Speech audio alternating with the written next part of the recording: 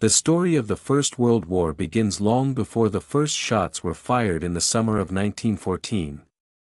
To understand how a conflict of such enormous scale erupted, we must look back at a Europe that was proud, ambitious, and deeply anxious all at once.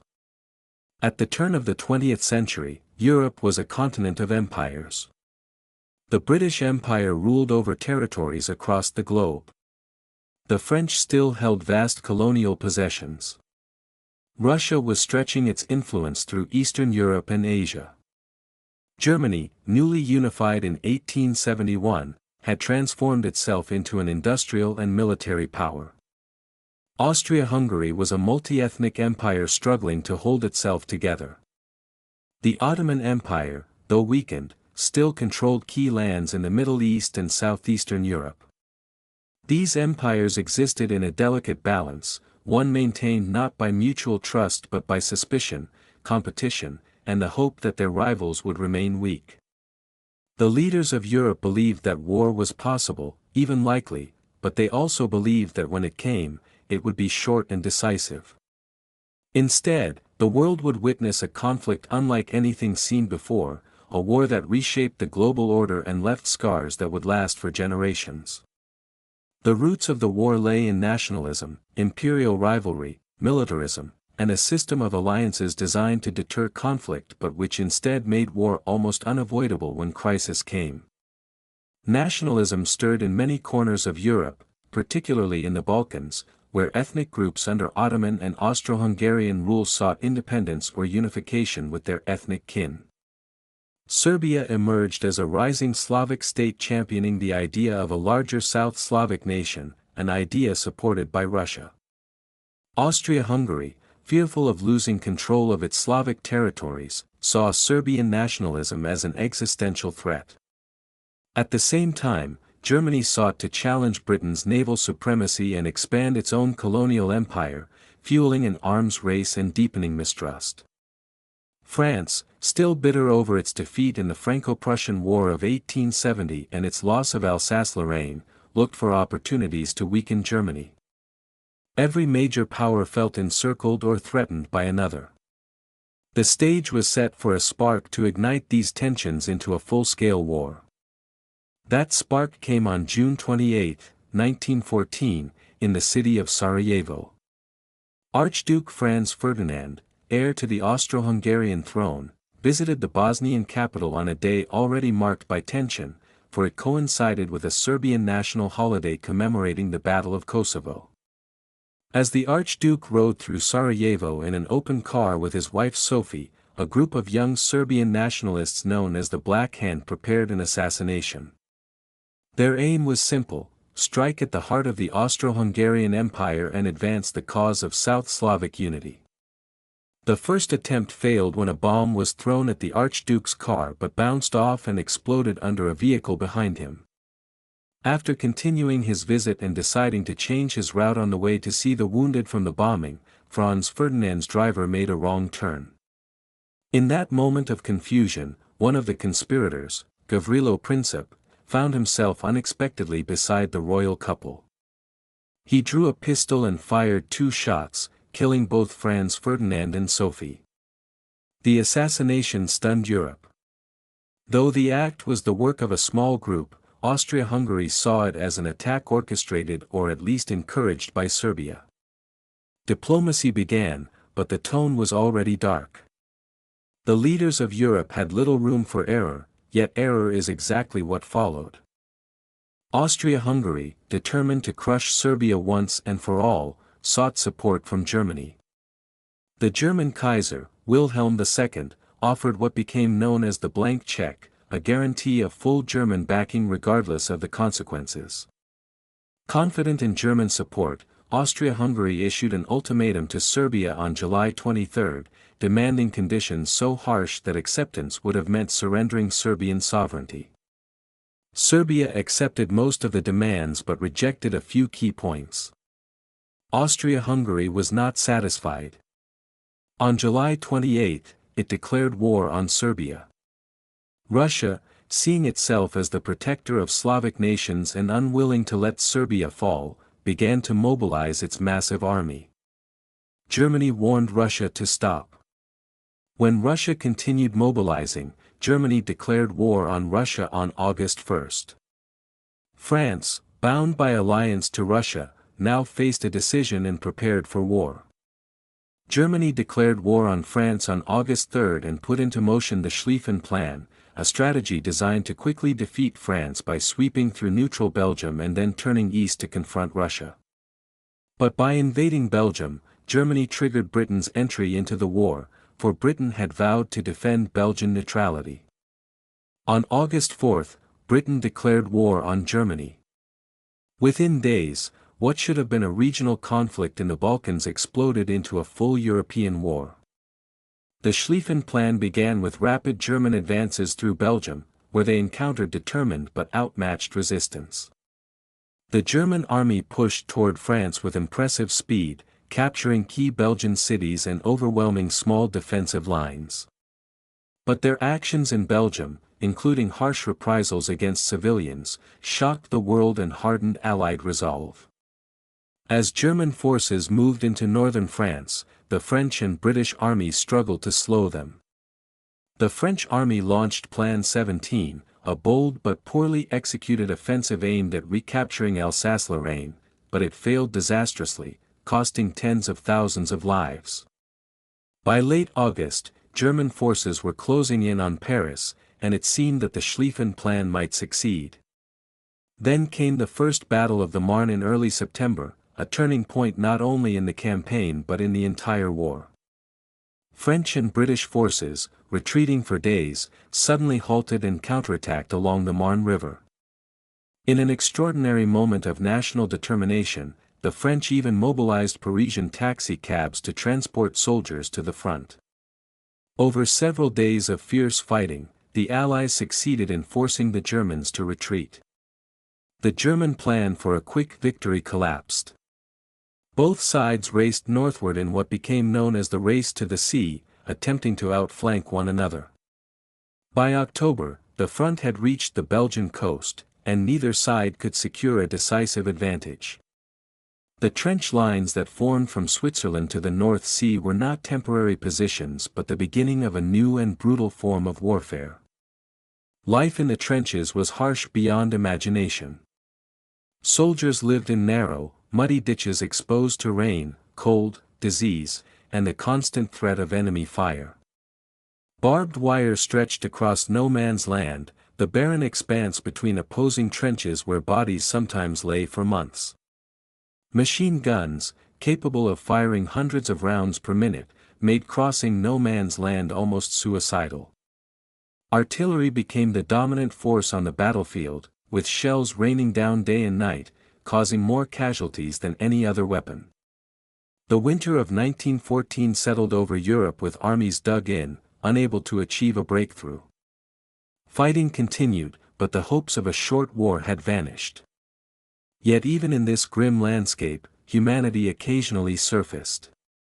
On Christmas Eve 1914, soldiers on both sides along parts of the Western Front spontaneously declared an unofficial truce.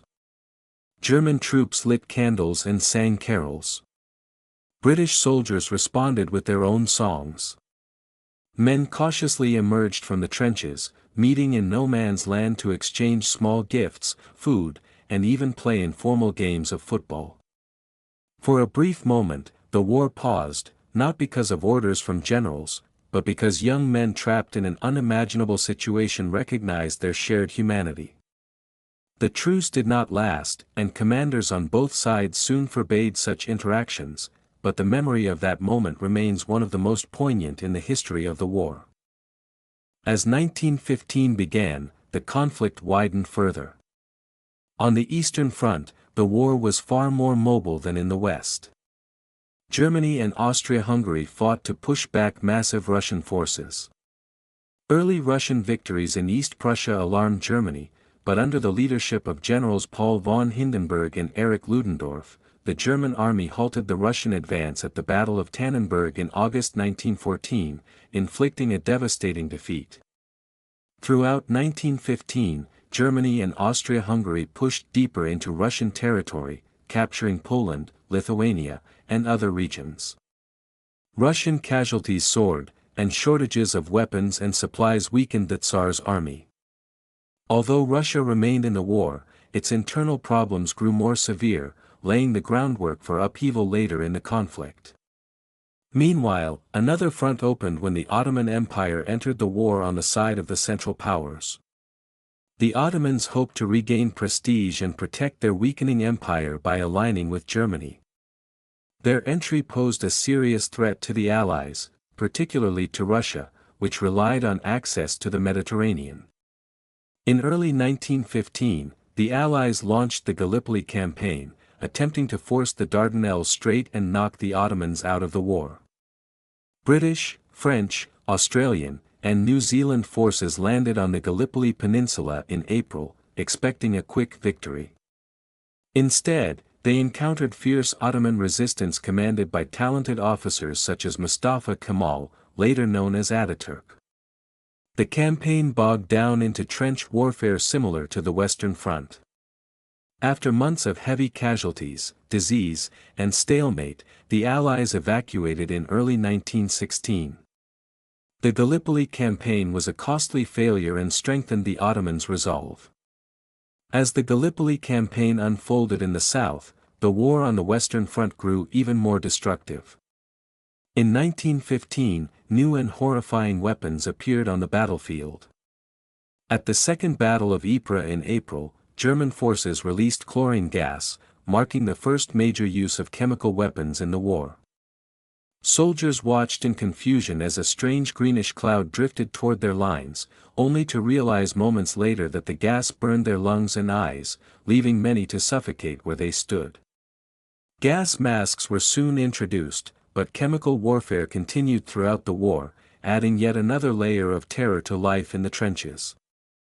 Despite these new weapons and repeated offensives, neither side achieved a decisive breakthrough in 1915.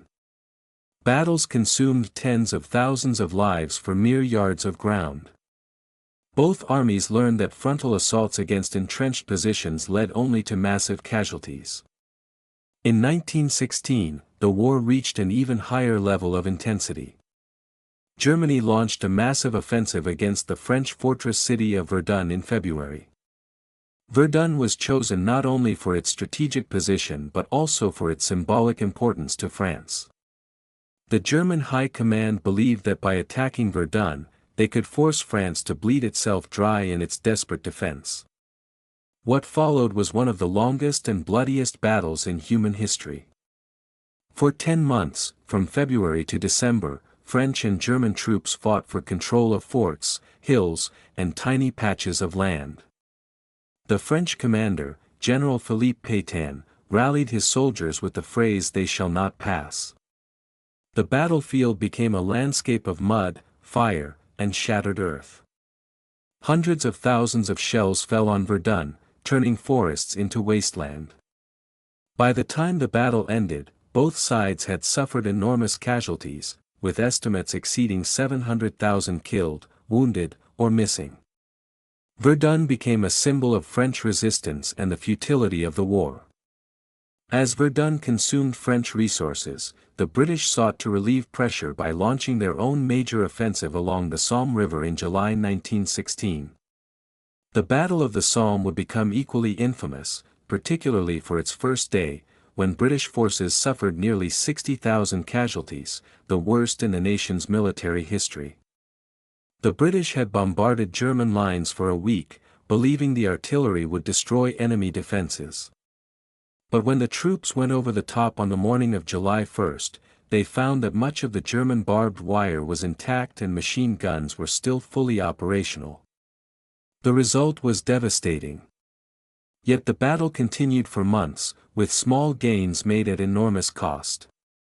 Tanks appeared for the first time on the battlefield during the Somme, offering a glimpse of a new type of warfare, but they were few in number and mechanically unreliable. By November, the battle ended with over 1 million total casualties and no strategic breakthrough. The Somme and Verdun together demonstrated that old tactics were no match for modern weapons. Europe was bleeding, and the end of the war remained nowhere in sight. While the Western Front was locked in stalemate, the Eastern Front saw dramatic changes. In the summer of 1916, Russia launched the Brusilov offensive under the command of General Alexei Brusilov. It was one of the most successful Russian operations of the war, inflicting heavy losses on Austria-Hungary and forcing the Central Powers to divert troops from other fronts. Yet even this success came at a high cost, and Russia's economic and political systems were strained to the breaking point. Food shortages, inflation, and the enormous casualties eroded public faith in the Tsarist government. Meanwhile, in the Middle East, the Arab Revolt began in 1916 with British support. Leaders such as Sharif Hussein bin Ali sought independence from the Ottoman Empire, and figures like T.E. Lawrence, known as Lawrence of Arabia, played roles in coordinating guerrilla operations. The revolt disrupted Ottoman control and opened new fronts for the Allies, further stretching the embattled empire. As 1917 approached, the war entered a period of profound transformation. In early April, the United States declared war on Germany, a decision that would tip the balance of power in the years to come. American involvement was driven by several factors. Germany's policy of unrestricted submarine warfare threatened neutral shipping and had already resulted in the sinking of vessels such as the Lusitania in 1915, where American citizens were among the dead. In early 1917, Germany resumed unrestricted submarine attacks in hopes of cutting off supplies to Britain before the United States could mobilize. Around the same time, the British intercepted the Zimmermann telegram, a secret message from the German Foreign Minister Arthur Zimmermann to Mexico, proposing an alliance against the United States. When the British revealed the telegram, it caused outrage in America. By April, Congress voted to enter the war on the side of the Allies. Although American troops would take time to train and deploy, the psychological impact of their entry was immediate. The Central Powers now faced a vast new opponent with immense industrial and financial strength. But even as the Allies gained a new partner, they faced internal turmoil. In Russia, the pressures of the war proved too great for the deeply unpopular Tsarist regime. In March 1917, widespread protests, food shortages, and mutinies in the army led to the abdication of Tsar Nicholas II.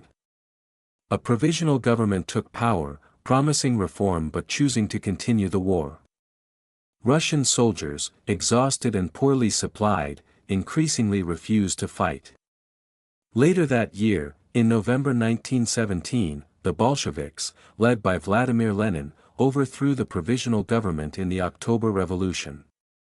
The Bolsheviks promised peace, land, and bread, and they moved quickly to negotiate an end to Russia's involvement in the conflict.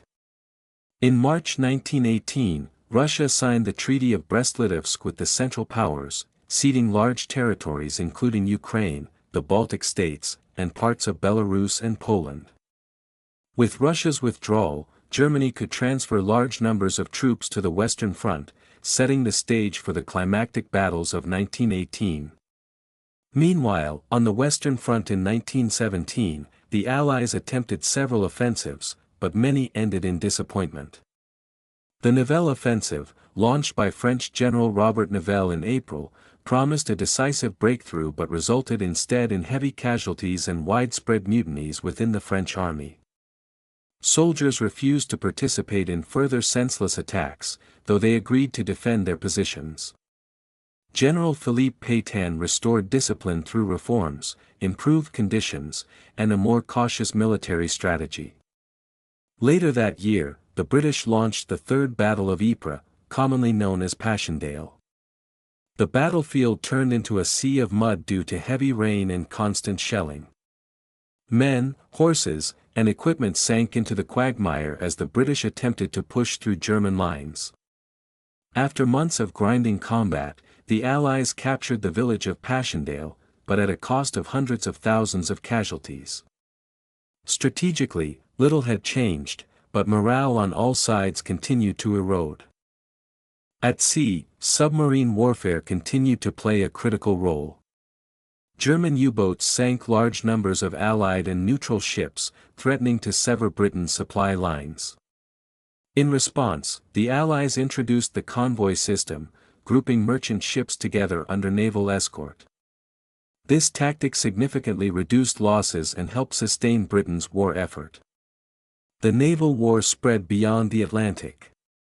In 1916, the major naval powers clashed at the Battle of Jutland, the largest naval engagement of the war. The British Grand Fleet and the German High Seas Fleet met in the North Sea in a battle that lasted 2 days.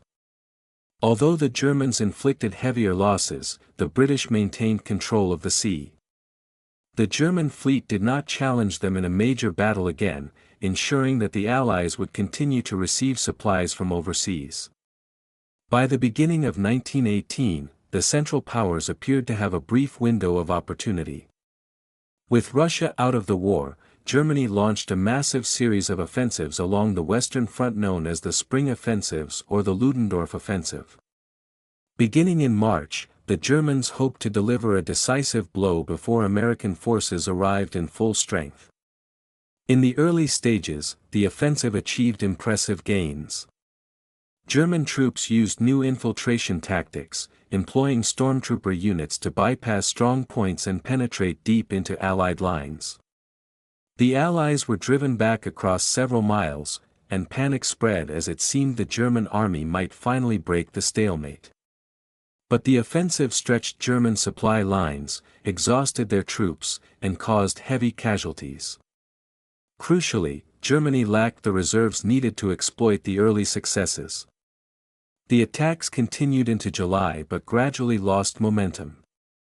The German army had gambled everything and failed to secure victory. At the same time, American troops began arriving in large numbers. Under General John J. Pershing, the American Expeditionary Forces provided a fresh and growing source of manpower. While the Americans insisted on fighting as an independent army, they worked closely with the Allies when needed. Their presence boosted Allied morale and helped offset years of attrition. In July 1918, the Allies launched the Second Battle of the Marne, halting the last German offensive. From that point forward, the momentum shifted decisively. The Allies, now coordinated under the command of French General Ferdinand Foch, began a relentless series of counterattacks known as the 100 Days Offensive. Beginning in August, the Allied armies pushed the Germans back across the Western Front, capturing key positions and weakening German defenses. Tanks, now far more reliable and numerous than in earlier battles, played an important role in breaking through enemy lines. Airplanes also had greater impact, providing reconnaissance, ground support, and limited bombing. The German army, worn down by years of fighting, shortages, and declining morale, could no longer hold its positions. As the Allied advance gained momentum in the late summer and early autumn of 1918, the German High Command confronted a reality it had long feared. The German army was no longer capable of sustaining a prolonged defense. Its ranks were filled with exhausted soldiers who had endured 4 years of relentless combat. Supplies were dwindling, the civilian population back home was suffering from shortages, and public confidence in the war collapsed. Strikes erupted in cities, protests grew louder, and the once unwavering support for the Kaiser and the military leadership was rapidly eroding. What had begun as a confident march toward a presumed quick victory had devolved into a desperate struggle for survival. The Allied offensives pressed forward across a broad front. In August, the Battle of Amiens delivered a major blow to German morale. British, Australian, Canadian, and French troops launched a well-coordinated attack supported by hundreds of tanks and aircraft. The surprise and speed of the advance stunned the German defenders. General Erich Ludendorff, the chief architect of Germany's war strategy, later described August 8, 1918, as the Black Day of the German army, acknowledging that the war could no longer be won. From that point onward, the German forces retreated steadily. The Allies breached the Hindenburg Line, Germany's most fortified defensive position, in September and October. Once the line fell, the collapse of German resistance became inevitable. Meanwhile, events within Germany grew increasingly chaotic. The prolonged hardships of war had pushed the civilian population to breaking point. Food shortages caused by the British naval blockade left millions struggling to survive. Inflation and unemployment soared. The Spanish flu pandemic, sweeping across the world in 1918, struck Germany with devastating force, further weakening morale. Within the military, soldiers grew unwilling to fight in battles they knew could not be won. Desertions increased, and units surrendered more frequently. Across the empire, calls for political reform became urgent. Socialists, liberals, and even members of the aristocracy recognized that the monarchy could not survive the mounting unrest. By late October, sailors in the German Navy mutinied rather than embark on what they believed would be a suicidal final battle against the British fleet. The mutiny spread rapidly to cities across northern Germany and ignited a revolutionary movement. Faced with internal collapse and external defeat, the German leadership sought peace. Kaiser Wilhelm II, once the confident symbol of German ambition, found himself isolated and despised. As revolution swept through the country, he fled to the Netherlands on November 9, 1918, effectively ending the German monarchy.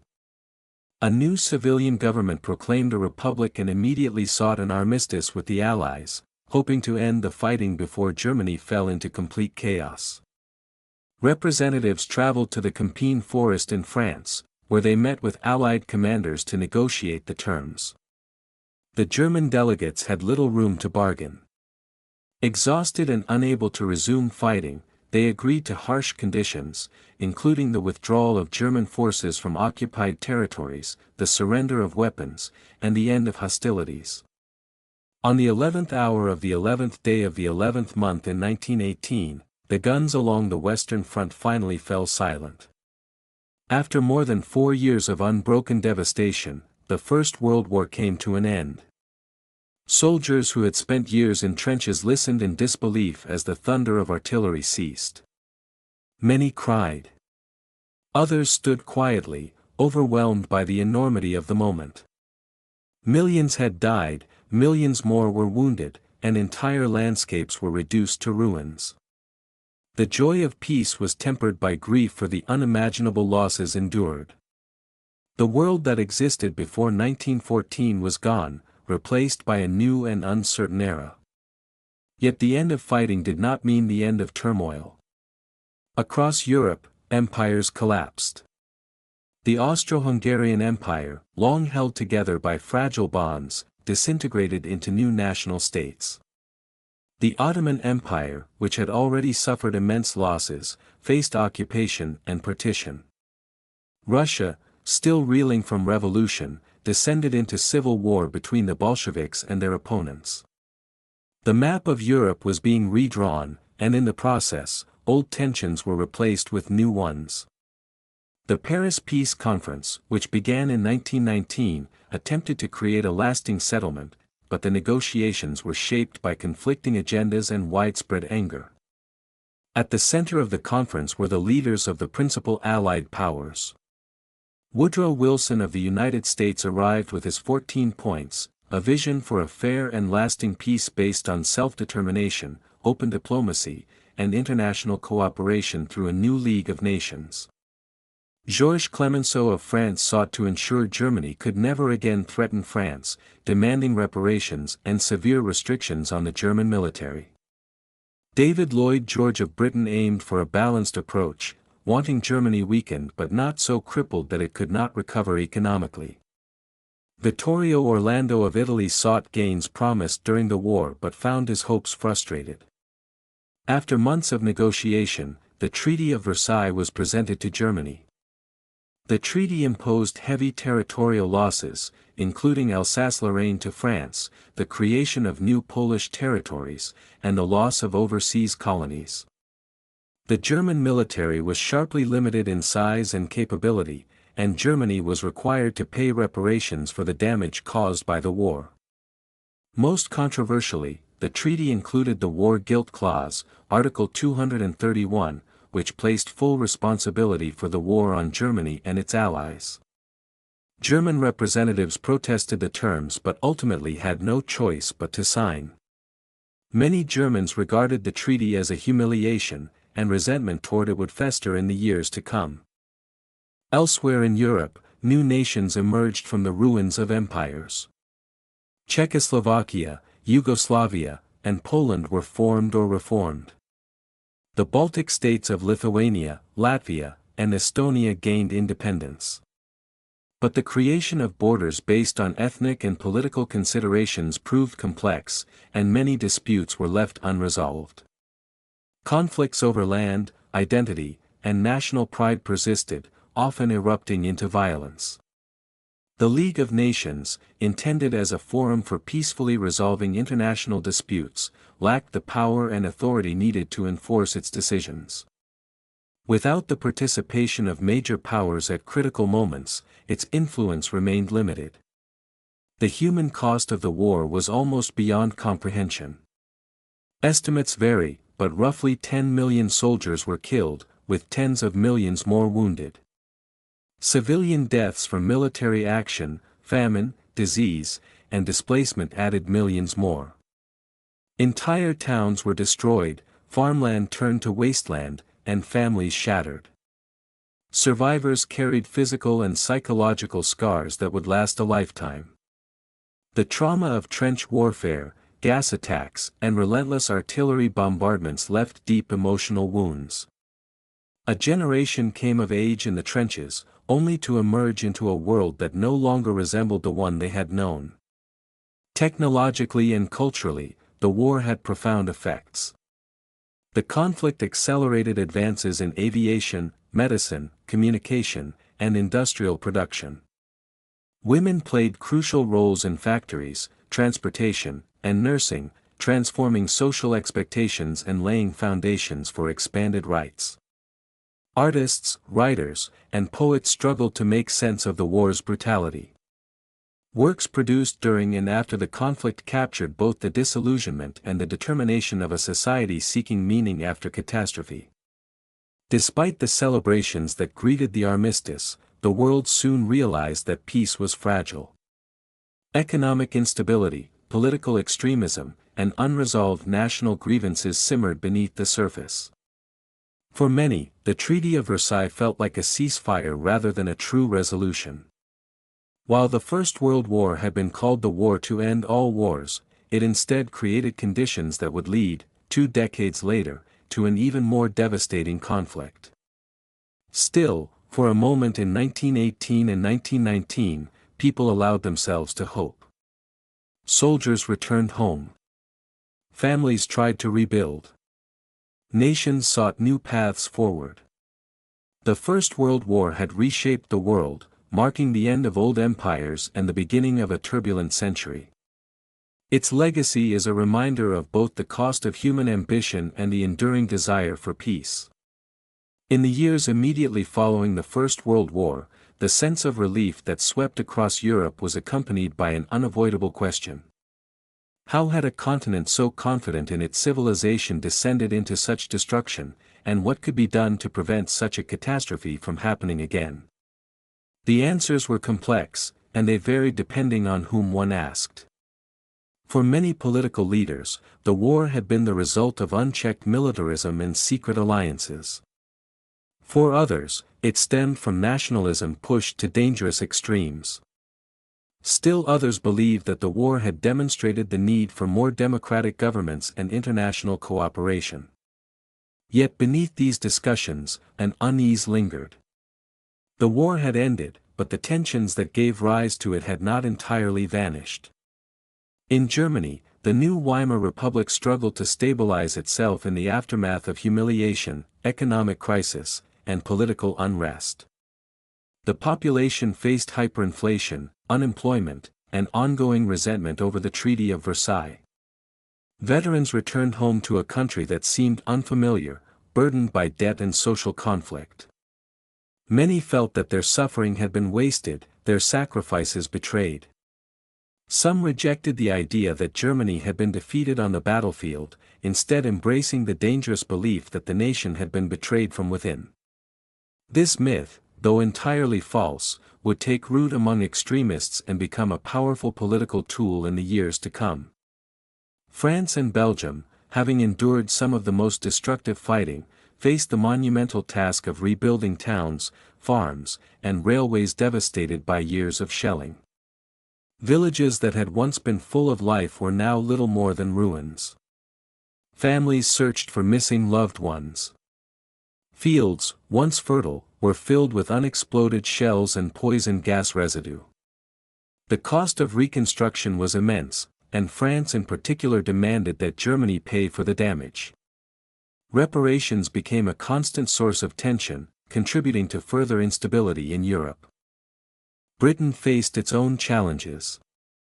While victory brought pride, the nation had lost nearly 1 million soldiers, and countless families mourned sons, brothers, and fathers who would never return.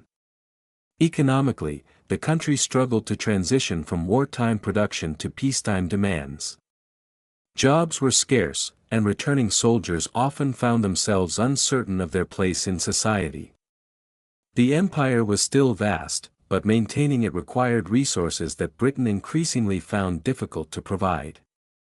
Debates over independence movements in Ireland, India, and other colonies signaled future struggles the empire would face. In Eastern Europe, the collapse of the Russian, Austro-Hungarian, Ottoman, and German empires created a vacuum that demanded new political arrangements. But the birth of new nations often brought conflict. Boundaries drawn at the peace conferences sometimes ignored ethnic, cultural, and historical realities. Communities that had lived together for centuries suddenly found themselves on opposite sides of newly created borders. Civil wars, border disputes, and violent uprisings erupted throughout the region. Many hoped that these conflicts would be temporary, a result of the upheavals caused by the war, but they also revealed how fragile the peace truly was.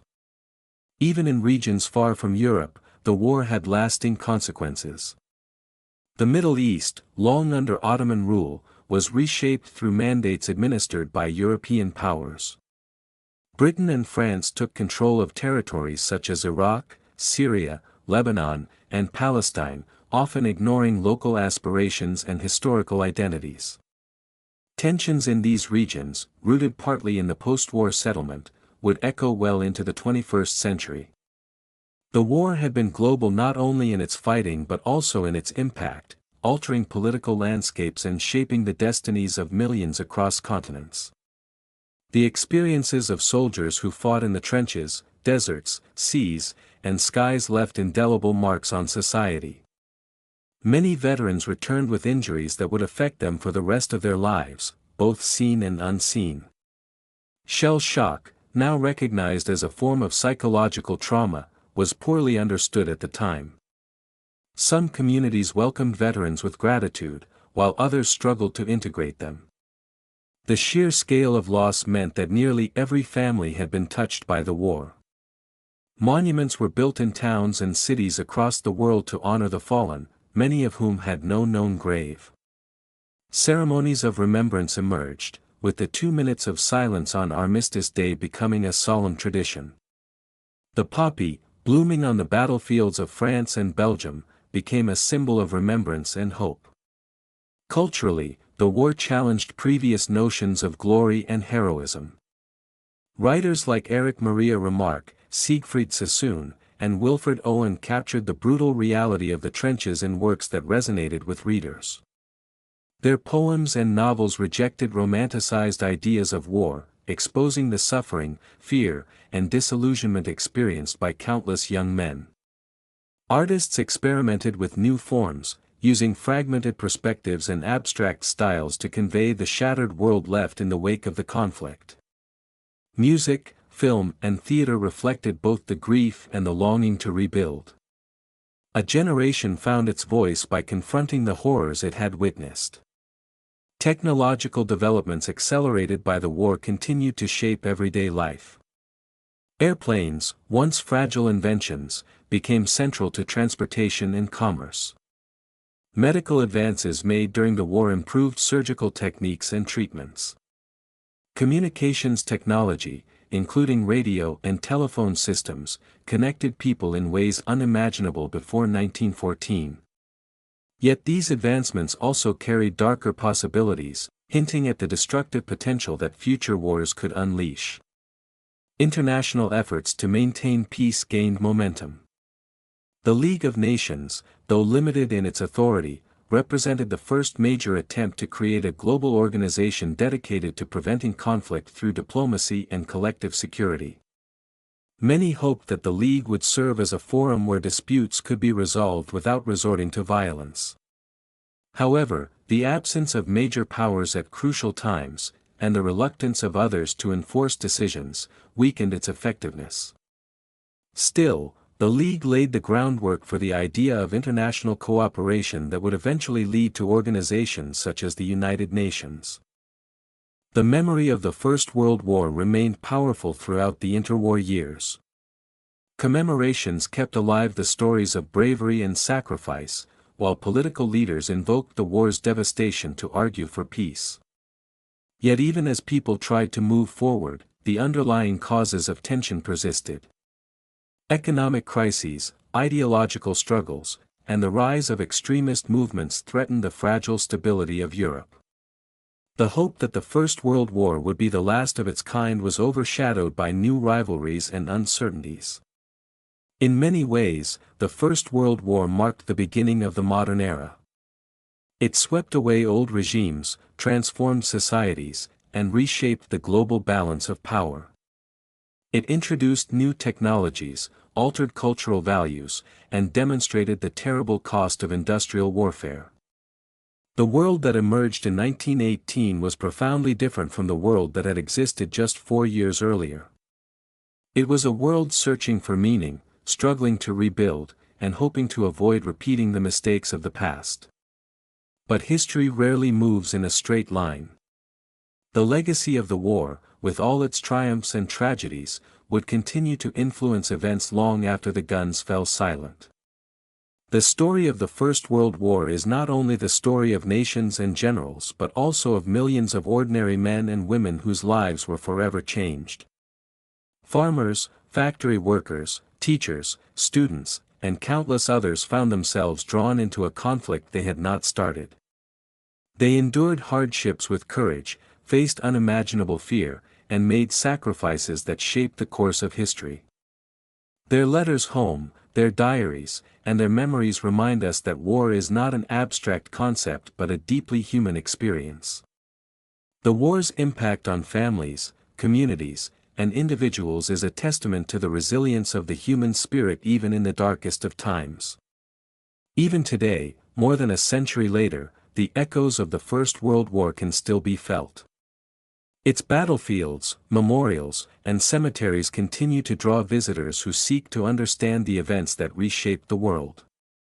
Historians study its causes, conduct research on its consequences, and debate the decisions that led to its outbreak.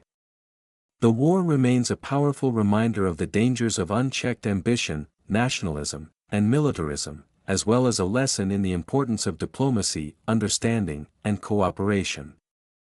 As the narrative of the First World War comes to a close, it is important to reflect on how the conflict transformed not only nations but also the global consciousness.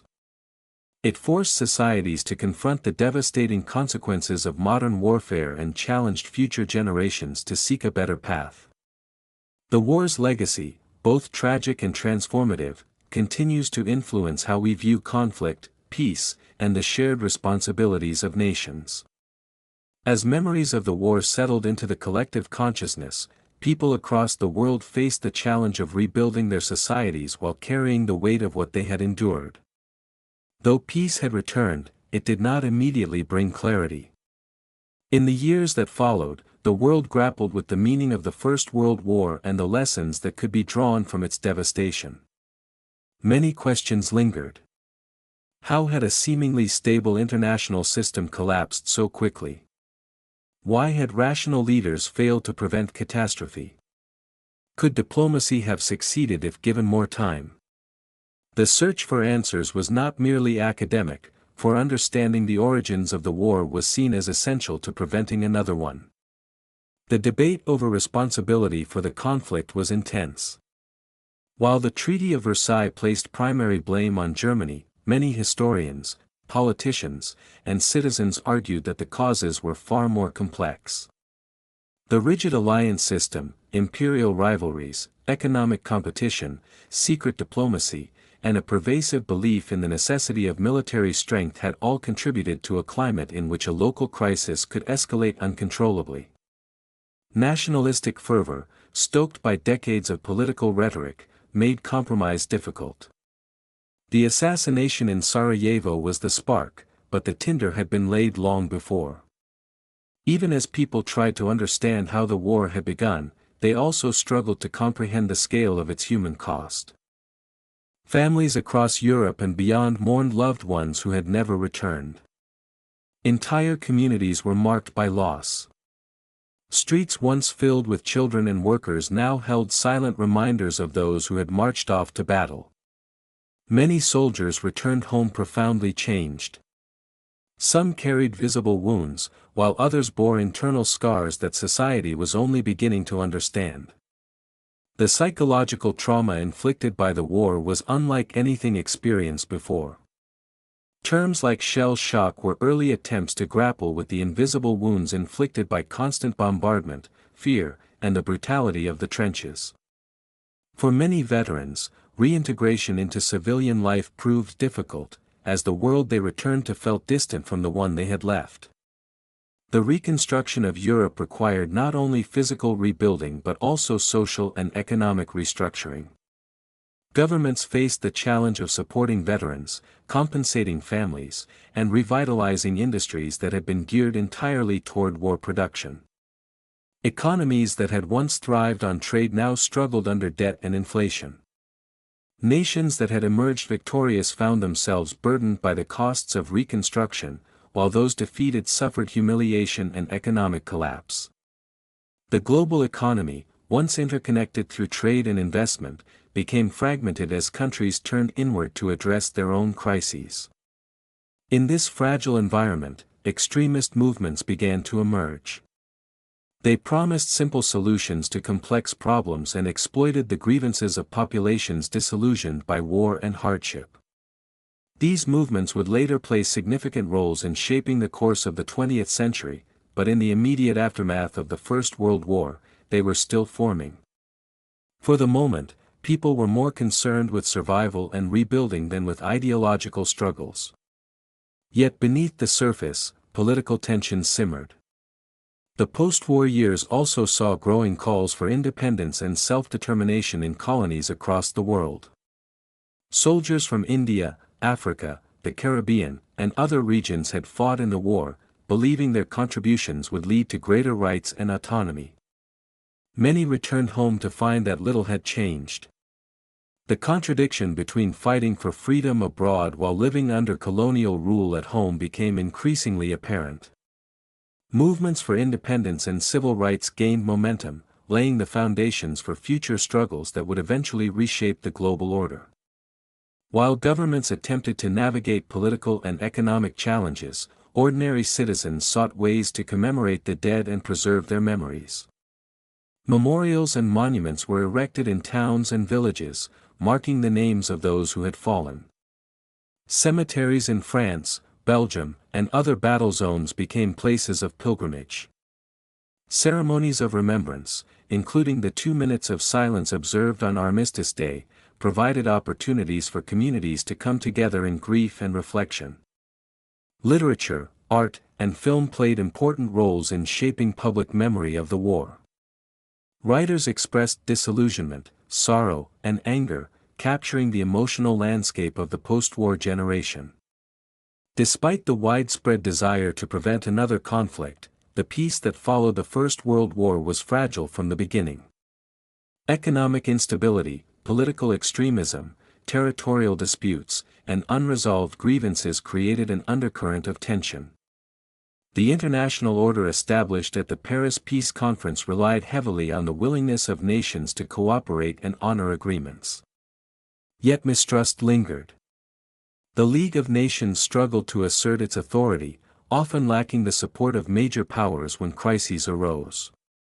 Though it achieved some successes in addressing disputes and humanitarian issues, the League lacked the enforcement mechanisms necessary to deter aggression on a larger scale. In many ways, the interwar period became a race between hope and instability. On one hand, technological innovation continued, bringing advances in aviation, medicine, communication, and transportation. Cities grew, cultures evolved, and new artistic movements emerged. People sought normalcy and embraced modern life, believing that the horrors of the past might never be repeated. On the other hand, the economic crash of 1929, rising totalitarian regimes, and deepening ideological divisions pulled the world back toward uncertainty. The memory of the First World War acted as both a warning and a shadow, shaping policies, diplomacy, and public consciousness. Yet even as the world moved forward, the legacy of the war remained deeply embedded in the landscape. The trenches of the Western Front, though gradually reclaimed by nature, still marked the ground. Villages destroyed during the conflict were rebuilt, but the scars in the earth remained. Museums and memorials preserved artifacts and personal stories, ensuring that future generations would remember the lives disrupted and the sacrifices made. The war had forever altered the relationship between nations and the expectations of people toward their governments. It had exposed the devastating potential of industrialized conflict and forced humanity to confront its capacity for destruction. The First World War also led to significant social changes. Women who had worked in factories, offices, and transportation during the war gained new confidence and began to challenge traditional roles. Many countries granted women the right to vote in the years following the war, recognizing their contributions to the war effort and society. The conflict had blurred societal boundaries and demonstrated that the contributions of women were essential to national survival. Although full equality remained distant, the war marked a turning point in the struggle for women's rights. Science, too, advanced rapidly.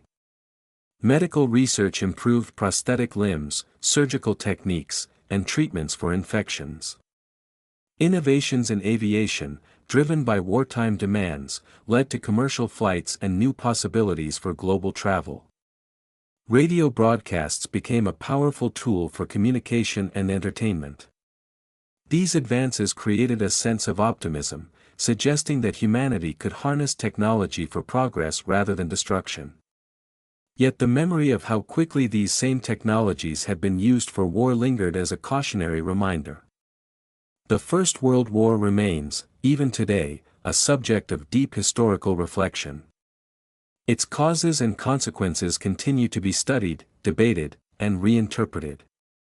New discoveries, personal accounts, and archival materials offer fresh insights into the experiences of those who lived through the conflict. The war is not simply an event in history books, it is a turning point that reshaped the world in ways still felt in international politics, cultural identity, and collective memory. It is a reminder of how fragile peace can be, and how vital it is to preserve it. The narrative of the war is vast, spanning continents and generations. It encompasses the bravery of soldiers, the determination of civilians, the miscalculations of leaders, and the resilience of societies rebuilt from ruin. It is a story of tragedy and transformation, of destruction and determination. The First World War changed the world forever, not only in geographic and political terms but in the way humanity viewed itself. It forced nations to confront the consequences of conflict and inspired efforts to create a more stable and peaceful international order. As the world moved further from the final day of fighting in 1918, the memory of the First World War continued to shape the decisions of nations and the perspectives of ordinary people. The war had revealed both the immense potential of human innovation and the catastrophic consequences of its misuse. It brought to the forefront questions about responsibility, governance, and the delicate balance required to maintain peace. Even as societies rebuilt their cities, industries, and institutions, the emotional and psychological rebuilding would take far longer. Those who had lived through the conflict carried with them memories of loss, camaraderie, fear, and perseverance that would influence their children and grandchildren. The trauma became woven into the fabric of families and communities, shaping how future generations understood conflict and sacrifice. In classrooms and universities, the war became a subject of intense study. Scholars sought to understand not only the political and military events but also the cultural and social transformations that had occurred. Diaries and letters from soldiers revealed intimate details of life at the front, offering insight into the daily struggles, moments of hope, and bonds formed under fire. Civilians documented the challenges of rationing, air raids, and uncertainty. These personal accounts provided an invaluable window into the human experience of war, helping historians piece together a fuller picture of the conflict's impact. They also reminded readers that behind every battle and every statistic were individuals whose lives were deeply affected. Diplomats and political leaders tried to analyze the failures of diplomacy that had led to war. Many believed that greater transparency and more inclusive international dialogue could prevent future conflicts. The League of Nations embodied this aspiration, serving as a forum where disputes could be mediated without resorting to violence. While its limitations would become apparent in later decades, the League represented an important step toward collective security and the recognition that peace required cooperation rather than rivalry. For nations exhausted by war, the idea of maintaining peace through mutual agreement offered hope, even if its implementation proved challenging. The global balance of power had shifted dramatically since 1914. Before the war, Europe had dominated world affairs, but the conflict weakened many European powers politically and economically. The United States, which had entered the war later and suffered comparatively less damage, emerged as a significant global influence. Its industrial capacity, financial strength, and military contributions marked a turning point in international relations. Though the United States chose a path of relative isolation in the 1920s, its growing prominence signaled changes that would become far more evident in later decades. In the colonies of Africa and Asia, the war catalyzed new political aspirations. Soldiers from across the British, French, and German empires had fought in the conflict, often believing that their sacrifices would lead to greater rights or autonomy at home. After the war, these expectations were largely unmet, leading to widespread frustration and growing political awareness. Veterans returned home with broader perspectives and a new understanding of global affairs. They had witnessed the internal struggles of European powers and saw that empires were not invincible. These realizations helped ignite movements for independence and civil rights that would later reshape continents and redraw international boundaries. Cultural shifts continued to define the post-war years. The disillusionment felt by many gave rise to artistic movements that rejected traditional values and embraced new forms of expression. Writers questioned the ideals that had once glorified war, exposing its grim realities instead. Painters experimented with modernist and abstract styles, capturing the fragmented sense of a world struggling to regain coherence. Music, film, and architecture reflected both the trauma and the hope of the age, blending old influences with new ideas as societies sought ways to understand and move beyond the devastation. Yet amid uncertainty, people also sought ways to rebuild and reclaim moments of joy. The 20th century brought advances in technology, communication, and entertainment that transformed daily life. Radio broadcasts connected families across vast distances. Automobiles became more accessible. Air travel, once unthinkable for most, began to show its potential. Sports events drew large audiences, offering a sense of unity and friendly competition that contrasted starkly with the wartime experience. These developments reflected a desire to move forward and to create a future not defined solely by the tragedy of the recent past. Scientific and medical progress made during the war also carried positive effects into peacetime. Surgeons applied new techniques developed on the battlefield, improving outcomes for civilians. Research into infection control, prosthetics, and trauma care advanced rapidly. Aviation technology, which had evolved from fragile biplanes to reliable reconnaissance aircraft, now formed the basis of commercial aviation. Communication technologies improved, and early computer-like systems used to coordinate artillery fire laid the groundwork for future innovations. These advancements demonstrated humanity's ability to transform tools of war into instruments of progress. Still, the questions raised by the First World War continued to trouble societies.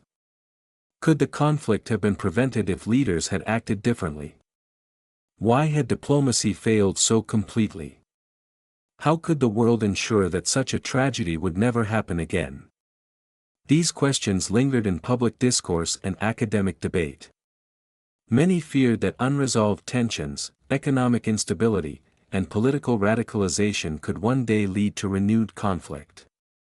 The interwar period unfolded under this shadow, a time characterized by both optimism and underlying anxiety.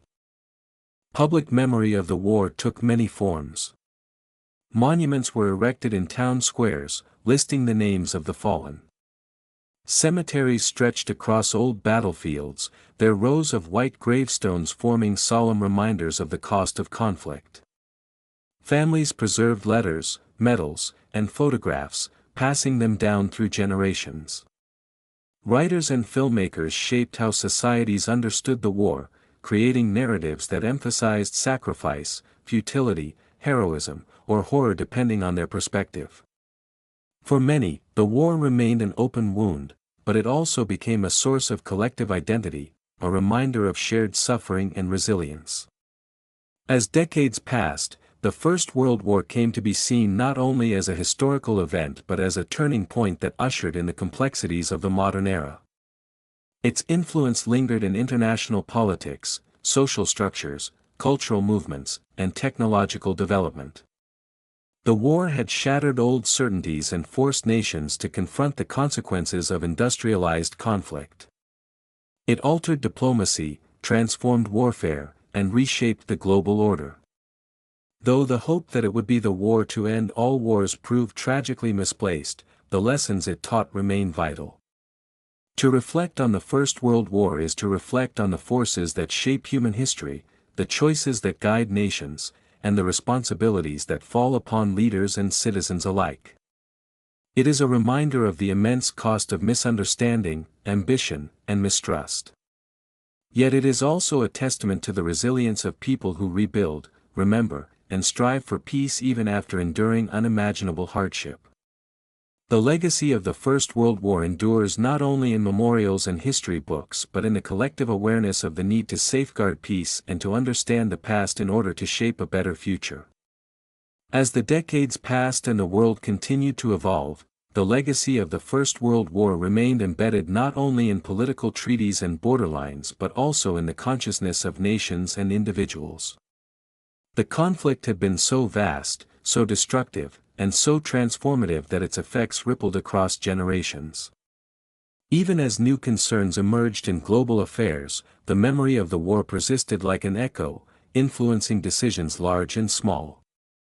Governments, diplomats, military commanders, and ordinary citizens carried with them the lessons and memories of those 4 brutal years, shaping their choices in a world that was fundamentally different from the one that had existed before 1914. For many, the war had shattered the belief that humanity was moving inevitably toward progress and enlightenment. Before 1914, people had confidence in the idea that technology, industry, and education would elevate society to higher forms of civilization. The war challenged that optimism by demonstrating how the same technologies that made life easier could also be used to cause unprecedented destruction. Machine guns, artillery, poison gas, tanks, submarines, and aircraft had all been hailed at various points as markers of human achievement. Yet in the trenches of the Western Front, these innovations had combined to create a scale of suffering that shocked the world. After the war, people struggled to reconcile the promise of modernity with the devastation left behind. This struggle found expression in art, literature, and philosophy. Writers described a generation that felt unmoored from past traditions, uncertain of the future, and deeply aware of the fragility of human life. Their works captured the psychological landscape of a society recovering from trauma, reflecting not only grief but also a renewed desire to question established norms. The writings of veterans provided some of the most vivid accounts of the war's brutality, emphasizing the futility of certain military decisions and the profound human cost of conflict. These works became essential reading for future generations, shaping global understanding of what the First World War had truly meant for those who lived through it. Meanwhile, political leaders faced the challenge of managing a world still reeling from the conflict. The Treaty of Versailles and the other peace settlements had set new boundaries in Europe and the Middle East, but they had also created grievances that continued to simmer.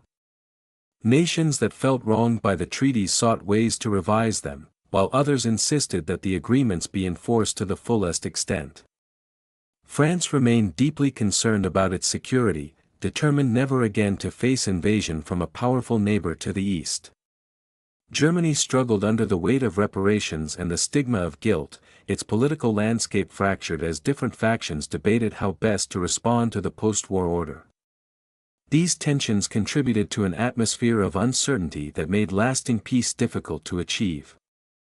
International diplomacy became a delicate balancing act. The League of Nations represented a hopeful experiment in collective security, an attempt to create mechanisms through which nations could resolve disputes without resorting to war. Though limited in its power, the League held conferences, negotiated agreements, and sought peaceful solutions to emerging crises. Many believed that the idea of global cooperation was essential to preventing another catastrophe. At the same time, the League's weaknesses were evident. Without the participation of major powers at crucial moments, or without enforceable authority, its efforts often fell short. Yet even its shortcomings offered lessons for the future, laying the groundwork for later international organizations. As the world confronted new economic and political challenges, the memory of the First World War remained a powerful influence. The economic instability of the 1920s and 1930s, exacerbated by the Great Depression, created fertile ground for extremist movements. These groups capitalized on the grievances left unresolved by the war, directing frustration toward immigrants, political opponents, and other nations. They offered simple explanations for complex problems, often rooted in nationalism, racial ideology, or authoritarian principles. Many of these movements gained significant support by promising to restore pride, stability, and prosperity to populations exhausted by decades of turmoil. The connection between the war and the rise of these ideologies was unmistakable, as the unresolved consequences of the conflict continued to shape global events.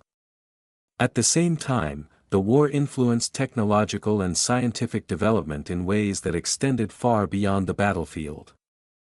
The accelerated pace of innovation during the war had demonstrated the potential of human ingenuity. Governments and private industries continued to invest in research, resulting in advancements that transformed daily life. Air travel expanded rapidly, making it possible for people to cross continents in hours rather than weeks. Radio broadcasting connected communities, spreading news, entertainment, and cultural influences across the globe.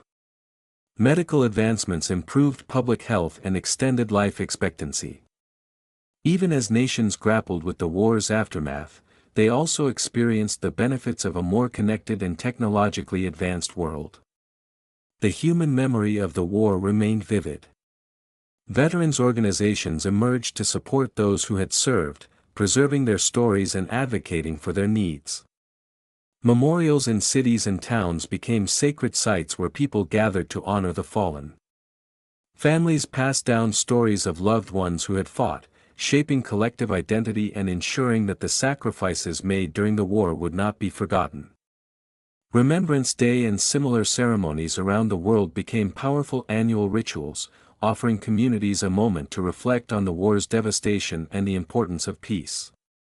These acts of remembrance became not only tributes to the past but also reminders to future generations of the consequences of international conflict. Perhaps the most enduring legacy of the First World War is its role as a warning. The war demonstrated how quickly tensions, rivalries, and misjudgments can escalate into catastrophe. It showed that wars fought with modern industrial technology could produce destruction far beyond what earlier generations had imagined. The war challenged assumptions about honor, glory, and national pride, revealing the grim realities beneath the rhetoric. It also taught that once a major conflict begins, it can take on a momentum that becomes nearly impossible to stop. These lessons would resonate deeply in the years leading up to the Second World War, as leaders sought to navigate a world still haunted by the memory of 1914. Yet the war's legacy is not only one of destruction and caution. It is also a legacy of resilience, recovery, and the enduring human capacity to rebuild. Nations devastated by conflict found ways to reconstruct their cities and revive their economies. Individuals who had suffered unimaginable hardships forged new paths forward, contributing to the growth of arts, science, industry, and culture. Movements for independence and equality gained strength, reshaping societies and expanding the rights of millions. The war, in all its tragedy, also revealed the strength of the human spirit, the determination to heal, to remember, and to strive for a better world. As the First World War passed from living memory into historical reflection, its importance did not diminish. It remained a defining moment in modern history, a turning point that altered the course of nations and the trajectory of the 20th century. The war's influence can still be seen in international relations, global diplomacy, cultural expression, and collective memory. Its story continues to be told so that future generations may understand the forces that shaped their world, the consequences of conflict, and the profound responsibility to preserve peace. As the years continued to unfold, the world realized that the First World War had not simply been a conflict contained within its 4 decisive years. It had been a force that reshaped the very foundation of international society, leaving behind consequences that would continue to unfold long after the treaties were signed. Even as nations rebuilt their homes and restored their industries, the invisible wounds of the war remained embedded in the human experience and the world's political landscape.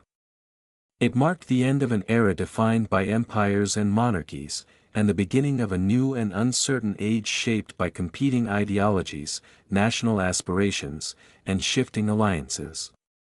The war had been a turning point for the concept of international cooperation. Before 1914, diplomacy had largely been conducted behind closed doors, with secret agreements and private negotiations shaping the balance of power. The catastrophic failure of this approach convinced many that transparency and collective decision-making were essential to global stability. The idea that the security of one nation was intertwined with the security of many became a key principle in efforts to maintain peace. Although the League of Nations struggled to fulfill its ambitious goals, it represented a profound shift in thinking. It was the first attempt to create a structured international system dedicated not to preparing for war, but to preventing it.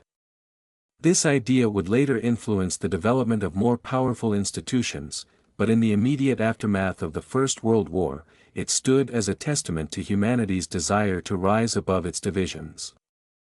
The psychological impact of the conflict lingered deeply.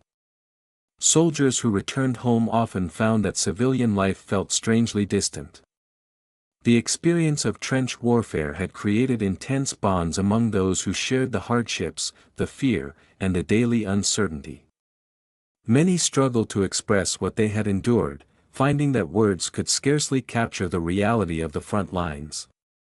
The silence surrounding their trauma was often misunderstood by loved ones who had not witnessed the horrors themselves.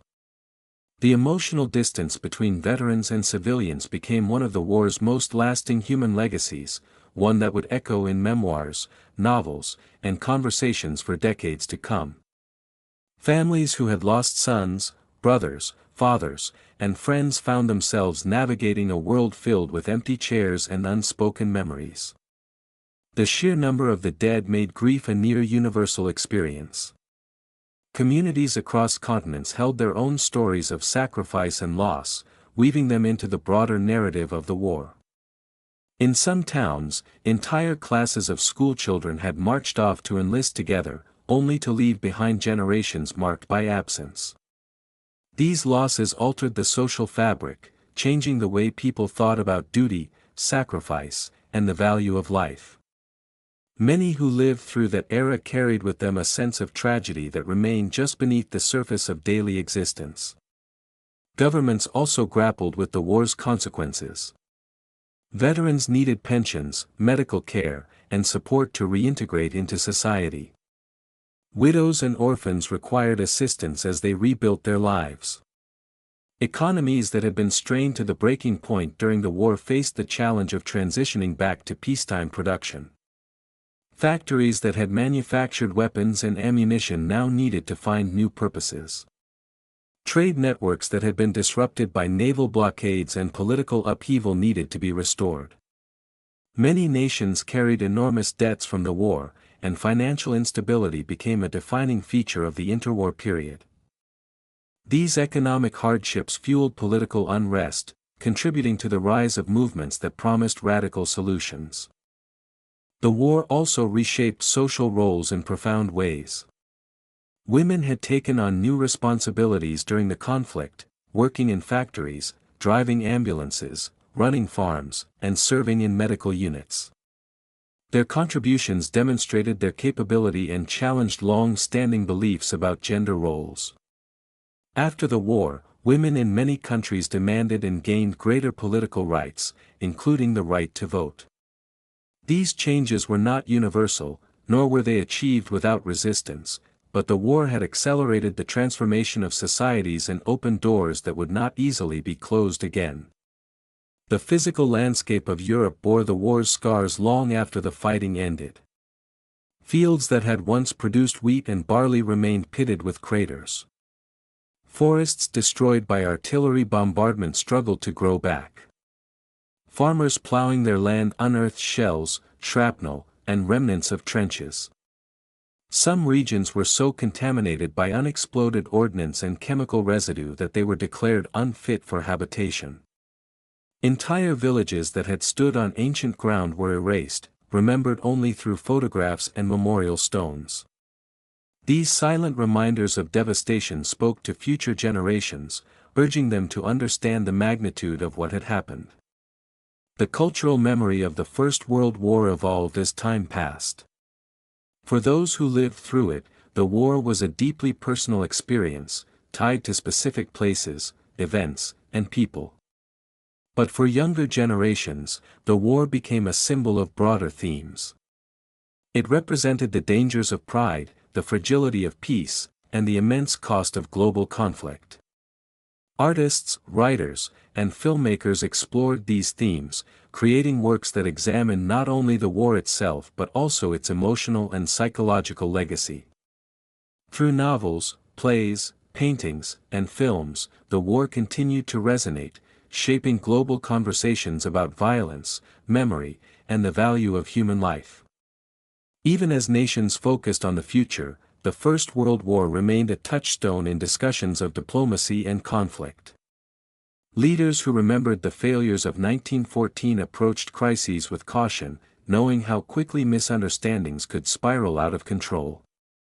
Military strategists studied the trenches, analyzing the successes and failures of past campaigns to prepare for future conflicts. Historians examined the causes of the war, uncovering layers of complexity that revealed how many small decisions, assumptions, and misjudgments had contributed to the outbreak of a conflict that no nation had expected to reach such scale. In many ways, the war acted as a shadow cast over the entire 20th century. Its political consequences influenced the rise and fall of governments. Its economic aftermath contributed to global instability. Its cultural and emotional impact shaped perceptions of nationalism, heroism, and the role of the individual in society. Even long after the last veterans had passed away, the war continued to be a central point of reflection for people seeking to understand how the modern world had come to be. Yet amid all the tragedy, the war also revealed humanity's resilience. Societies rebuilt their cities and restored their institutions. Individuals found new purpose in careers, families, and creative pursuits. Nations sought ways to cooperate, striving to ensure that future generations would not endure the same suffering. The war reminded the world that even in the darkest moments, there is a capacity for renewal, for learning, and for transformation. The First World War stands as one of history's most defining events. It brought immense suffering, but it also reshaped the world in ways that continue to influence global affairs. Its story is a stark reminder of what can happen when diplomacy fails and armed conflict becomes the chosen path. But it is also a testament to the strength and perseverance of people determined to rebuild and to ensure that the sacrifices of millions are not forgotten. As the memory of the First World War persisted into later generations, it became clear that the conflict had created a profound shift not only in geopolitics but also in the way people understood war itself. Before 1914, many nations had viewed war as a limited affair, fought by professional armies with clear objectives and relatively contained destruction. The First World War shattered that illusion. The industrial scale of the conflict, the total mobilization of societies, and the unprecedented loss of human life revealed a darker reality. War was no longer a matter of battlefield maneuvering but a struggle that consumed entire nations. This realization influenced political decision-making for decades, as leaders grappled with the knowledge that any future conflict could lead to consequences even more catastrophic. The trauma lived on in the minds of those who had experienced it firsthand. Veterans, no matter how far they traveled from the trenches, carried with them memories of the explosions, the mud, the cries of wounded comrades, and the endless days of waiting for attacks that might come without warning. Many struggled with nightmares, anxiety, and a sense of detachment from the world around them. Society at the time did not fully understand the psychological effects of such trauma, and veterans often found themselves misunderstood or left to manage their suffering alone. Yet the experiences they carried shaped public discussions, influencing attitudes toward military engagement and the responsibilities nations owed to those who served. As the interwar years progressed, the economic aftershocks of the war continued to destabilize societies. The cost of rebuilding devastated regions placed enormous strain on national budgets. Reparations imposed on Germany became a point of ongoing conflict, as payments contributed to economic turmoil and political tension. Hyperinflation in Germany during the early 1920s wiped out savings and plunged families into desperation, creating fertile ground for radical political movements that promised change. Economic hardship spread far beyond Germany, as global trade networks struggled to recover from wartime disruption. Many countries faced unemployment and declining industries, creating widespread frustration and a desire for political solutions that would restore stability. The cultural response to the war reflected this mixture of despair and determination. Artists and writers used their experiences to question the values that had led to such destruction. They challenged the glorification of military heroism and depicted the grim reality of conflict. Their works resonated with audiences who had lived through the war and recognized the emotional truth reflected in these creations. Meanwhile, new artistic movements emerged, exploring themes of fragmentation, uncertainty, and the search for meaning in a world forever changed. These cultural shifts helped societies grapple with the emotional weight of the past while searching for new ways to move forward. Even as people sought to rebuild their lives, the war had introduced new ideas about social responsibility. Governments expanded their role in providing support for citizens, recognizing that the well-being of the population was crucial to national stability.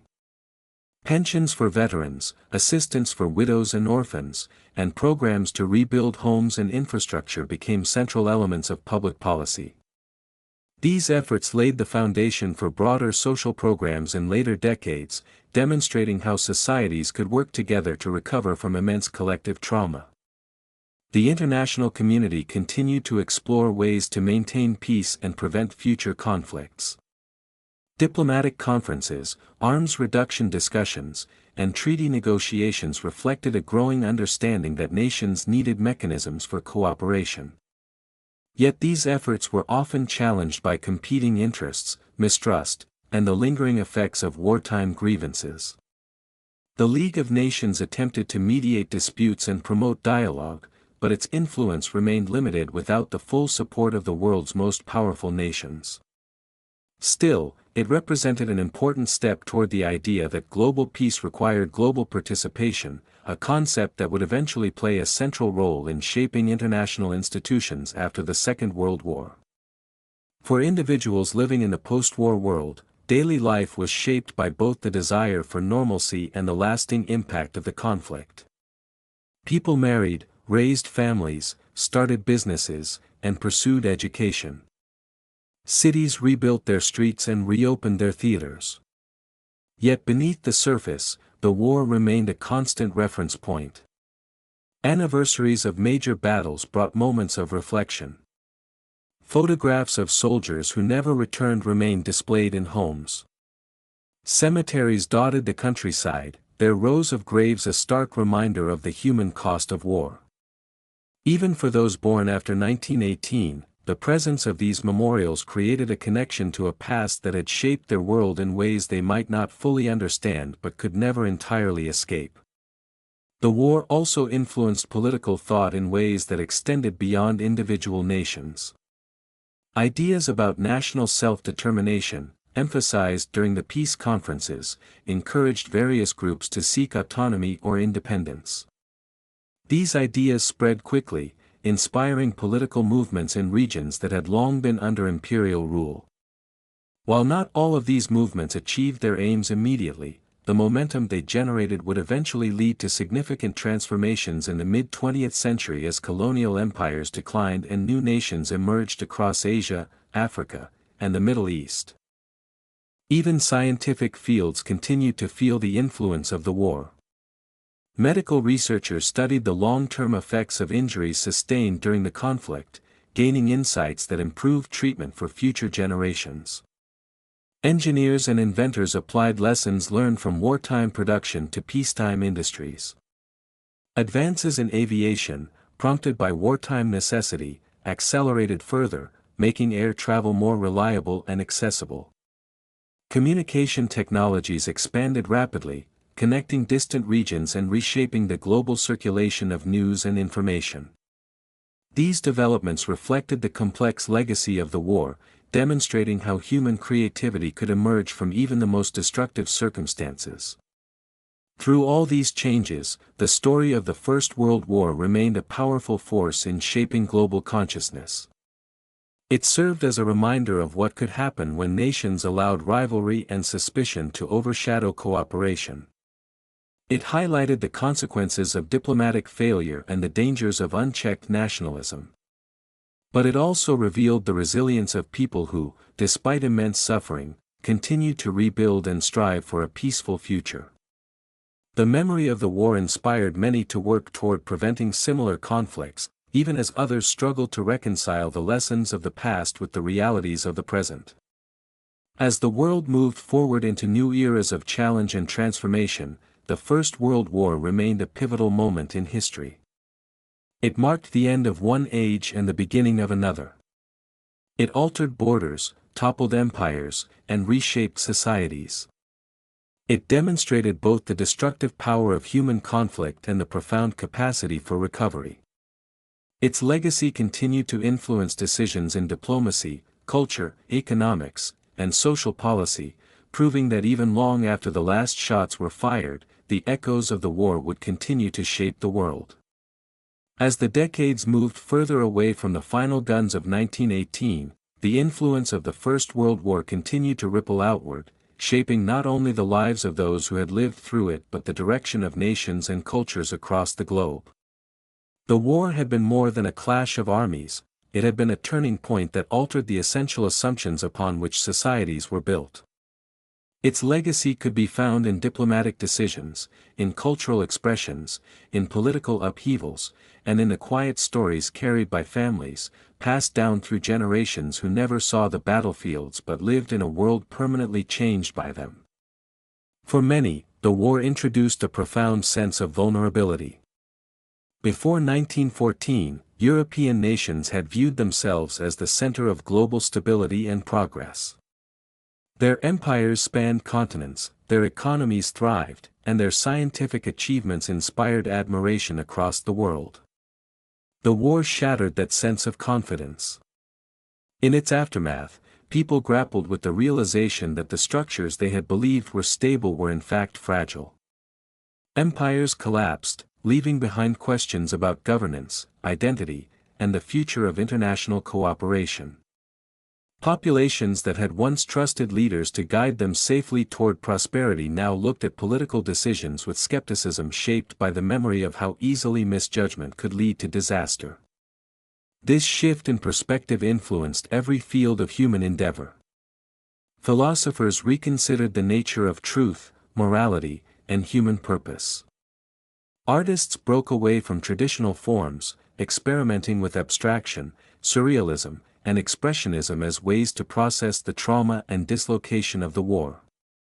Writers chronicled the emotional landscape of a generation caught between the memory of pre-war innocence and the awareness of post-war uncertainty. Their stories became powerful reflections of the times, blending personal experiences with broader social commentary that resonated with readers who had lived through similar turmoil. Even those who did not directly experience the war grew up surrounded by its presence. Children walked past memorials on their way to school, studying the names of soldiers whose sacrifices defined the identity of their towns. Families gathered for annual ceremonies of remembrance, their silence honoring lives cut short.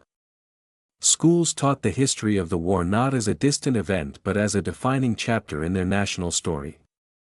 The war became a reference point in conversations about politics, conflict, and responsibility.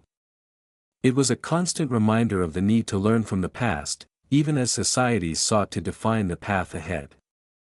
The war's influence on global migration was another lasting effect. The collapse of empires created new borders and new political realities that prompted many families to relocate.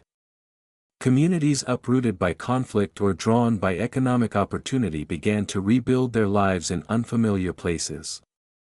These movements contributed to the growing diversity of societies and exposed different cultures to one another in new ways. Although this diversity enriched many nations, it also brought challenges, as people navigated questions of identity, belonging, and cultural preservation in a rapidly changing world. Economic patterns, too, bore the imprint of the war. The conflict had disrupted international trade, industrial production, and financial systems in ways that took decades to fully stabilize.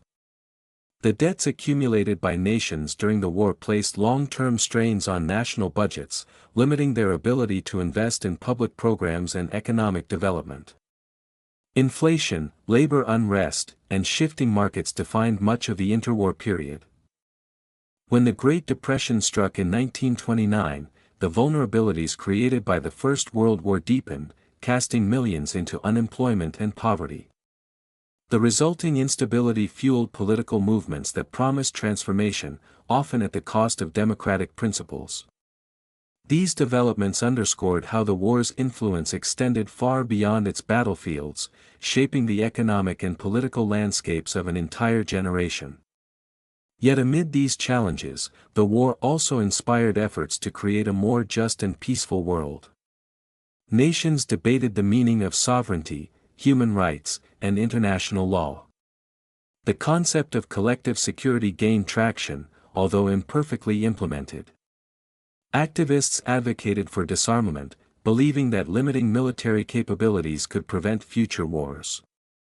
Educational programs emphasized the importance of understanding other cultures and promoting international dialogue.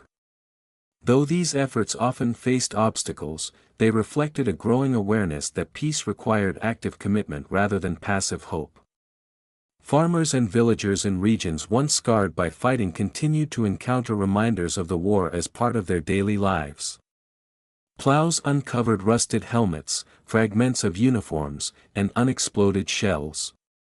Forests planted to restore devastated landscapes grew around trenches still faintly visible beneath the soil.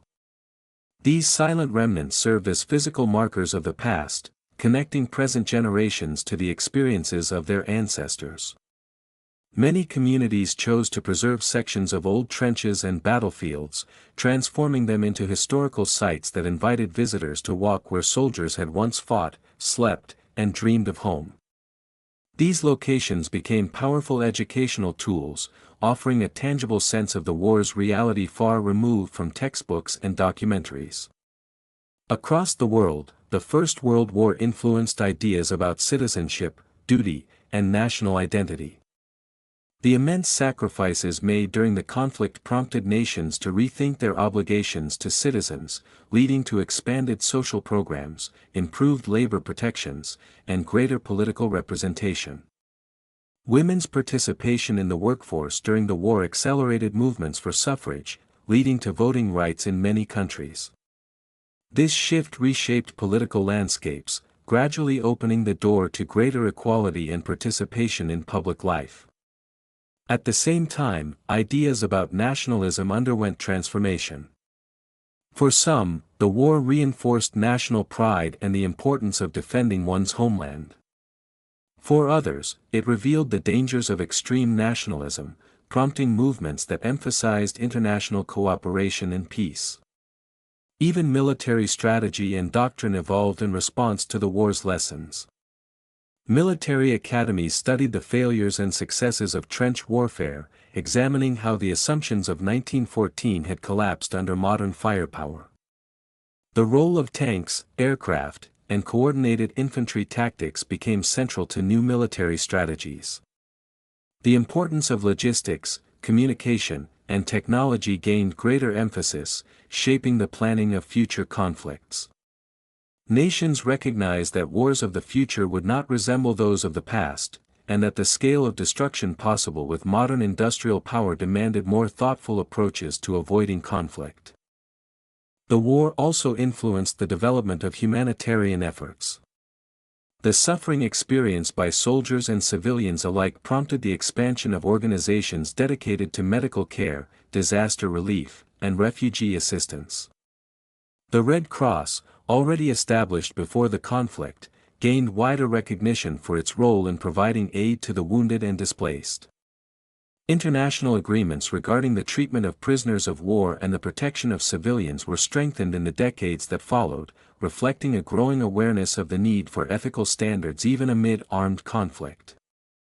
Through all these developments, the First World War remained a central reference point in global discussions about peace, conflict, and the responsibilities of nations.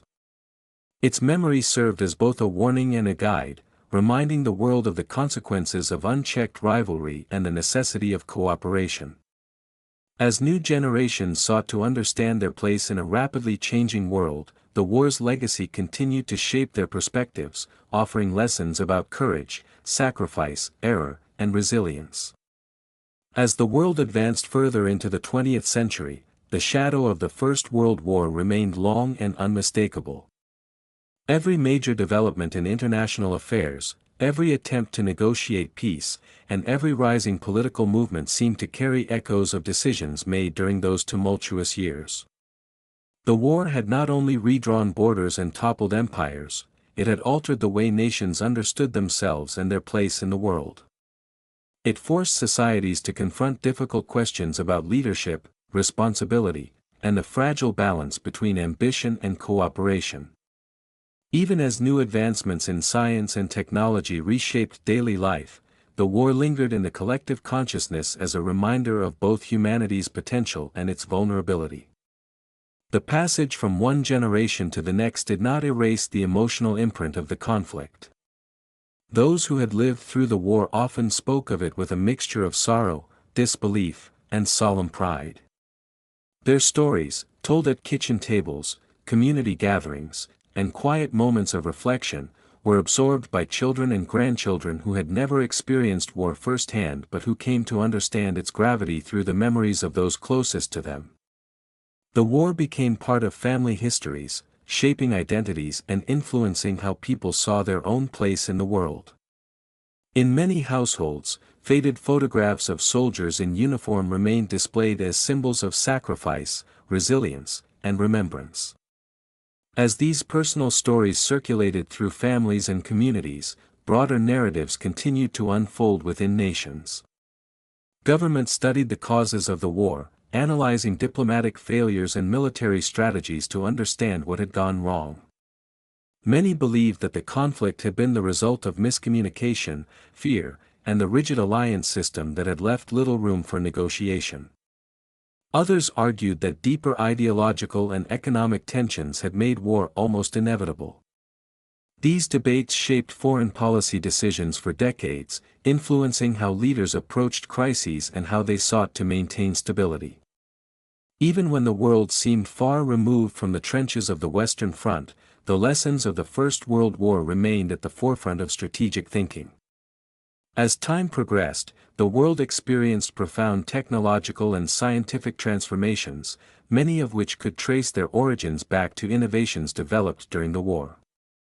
Aviation expanded rapidly, with commercial airlines forming the early pathways for international travel and commerce. Radio broadcasting evolved into a powerful medium that shaped public opinion, entertainment, and global communication. Medical science continued to benefit from wartime research, improving surgical techniques, anesthesia, emergency care, and treatments for trauma. These advances contributed to a sense of progress and hope, demonstrating that even from devastation, humanity could find ways to heal and advance. Yet alongside progress, the world continued to face challenges deeply rooted in the unresolved consequences of the war. Political tensions simmered in regions shaped by hastily drawn borders and conflicting claims of national identity. Minority populations found themselves under new governments that did not always respect their cultural or political aspirations.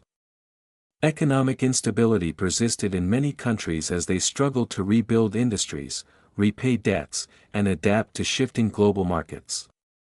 These issues created fertile ground for political extremism, as charismatic leaders promised to restore national pride, overturn unpopular treaties, or rebuild economies through radical measures.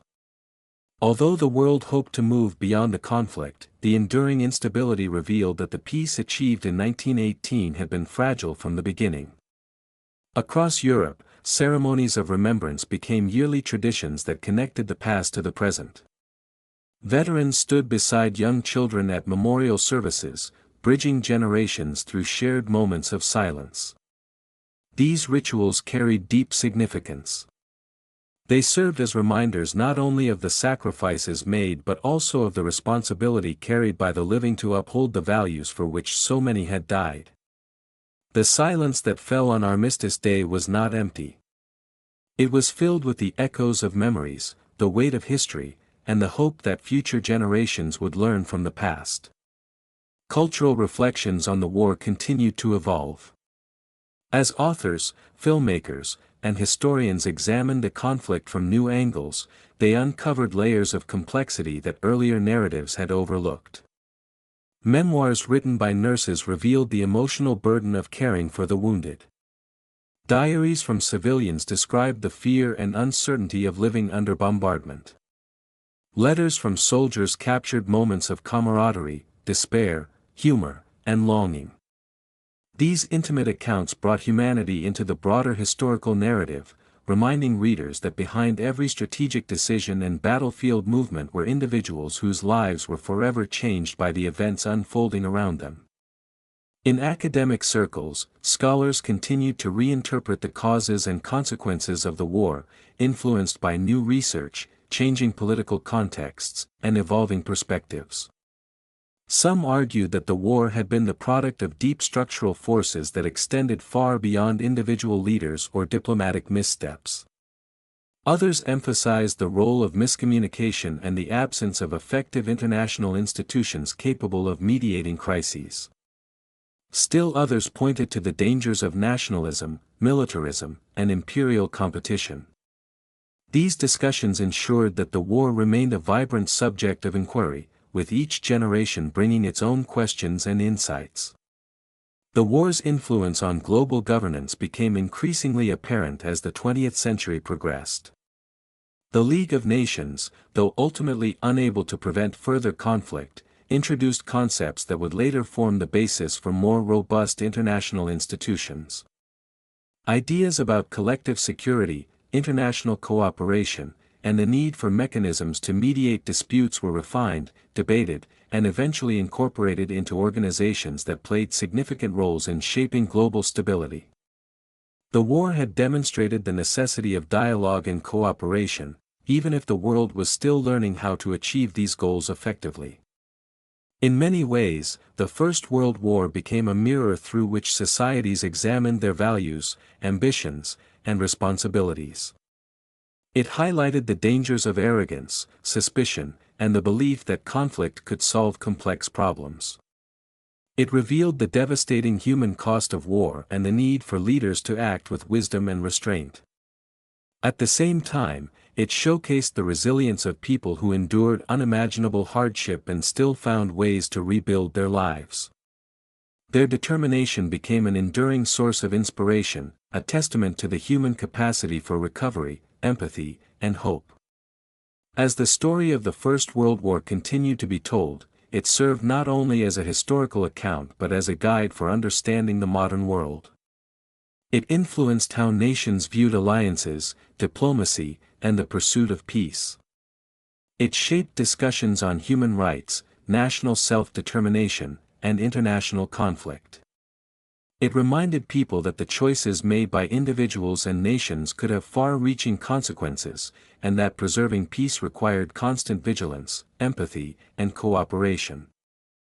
As the 20th century progressed, the memory of the First World War became interwoven with the evolving identity of nations and the shifting currents of global politics. Those 4 years of conflict had not only reshaped borders but had also carved deep impressions into the collective mind of humanity. Even as new events captured the world's attention, the war continued to cast its long shadow, reminding leaders and citizens alike of the fragility of peace and the terrible cost of miscalculated ambition. The war had been a cataclysm that disrupted the steady march of history, leaving a changed world behind, one that was still searching for balance and meaning. Generations born after the conflict grew up hearing stories, reading accounts, and learning lessons that their parents and grandparents had lived firsthand. These younger generations inherited not only the freedoms preserved by the sacrifices of those who fought but also the responsibility to understand the consequences of those years. They walked past memorials built before they were born, saw names carved in stone, and learned that ordinary people from their own towns and villages had faced unimaginable dangers in fields far from home. These memorials became silent educators, urging every passerby to recognize the cost of war in human terms rather than abstract statistics. As time passed, the war increasingly became an object of historical investigation, prompting deeper questions about its origins and its enduring effects.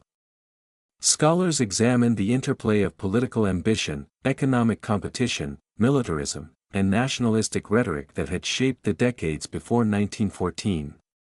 They traced how these forces created an environment in which leaders believed that war was not only possible but, in some cases, inevitable. The rigid alliance system meant that a conflict between two nations could quickly draw in others, creating a chain reaction that spiraled beyond anyone's control.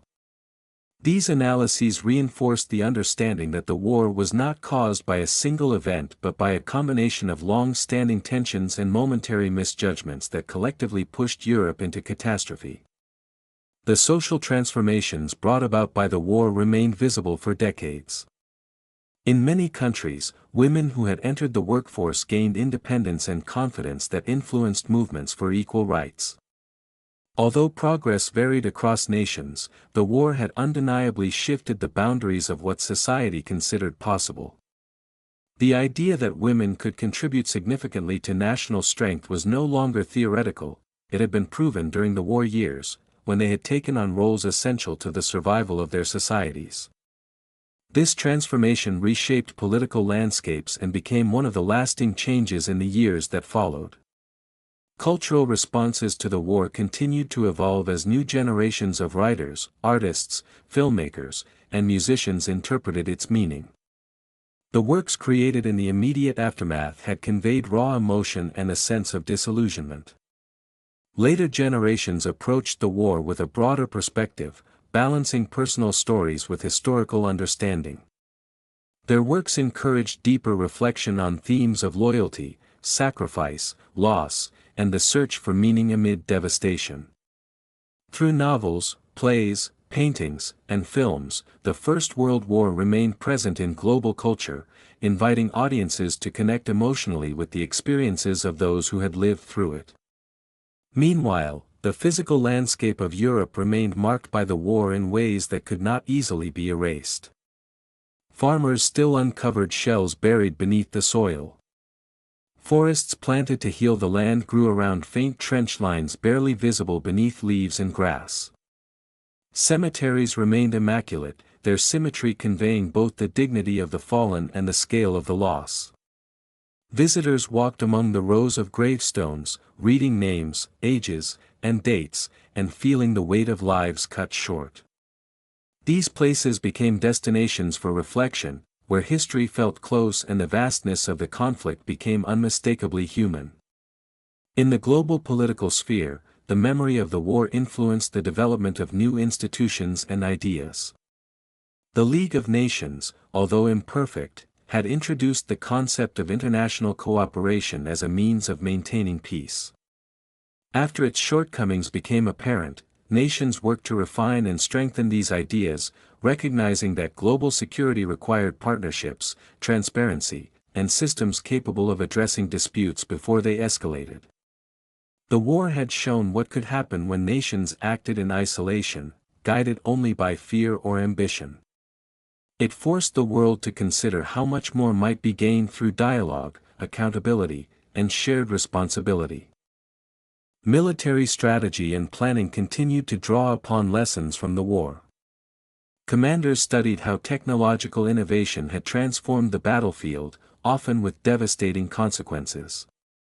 They examined the interplay between offense and defense, the importance of logistics, the vulnerability created by rigid plans, and the necessity of adaptability in the face of changing circumstances. These analyses shaped military thinking around the world, influencing doctrines, training programs, and long-term strategic planning. The war had shown that technology could dramatically alter the nature of combat, and military institutions remained aware that future conflicts might be shaped by even greater innovations. Yet beyond politics, strategy, and cultural memory, the deepest legacy of the First World War lay in the personal experiences that survived through stories, traditions, and family histories. People remembered loved ones who had never returned. They preserved letters written from trenches, photographs sent home from foreign fields, and belongings carried by soldiers who had faced unimaginable hardship. These small artifacts told stories that no textbook could adequately convey. They revealed the humanity of individuals caught in the vast machinery of war, reminding future generations of the real people behind historical events. As the century progressed, many who had lived through the war reached the twilight of their lives. Their testimonies became increasingly precious, offering first-hand accounts that would soon no longer be available. Oral histories were recorded, interviews conducted, and archives expanded in an effort to preserve their memories.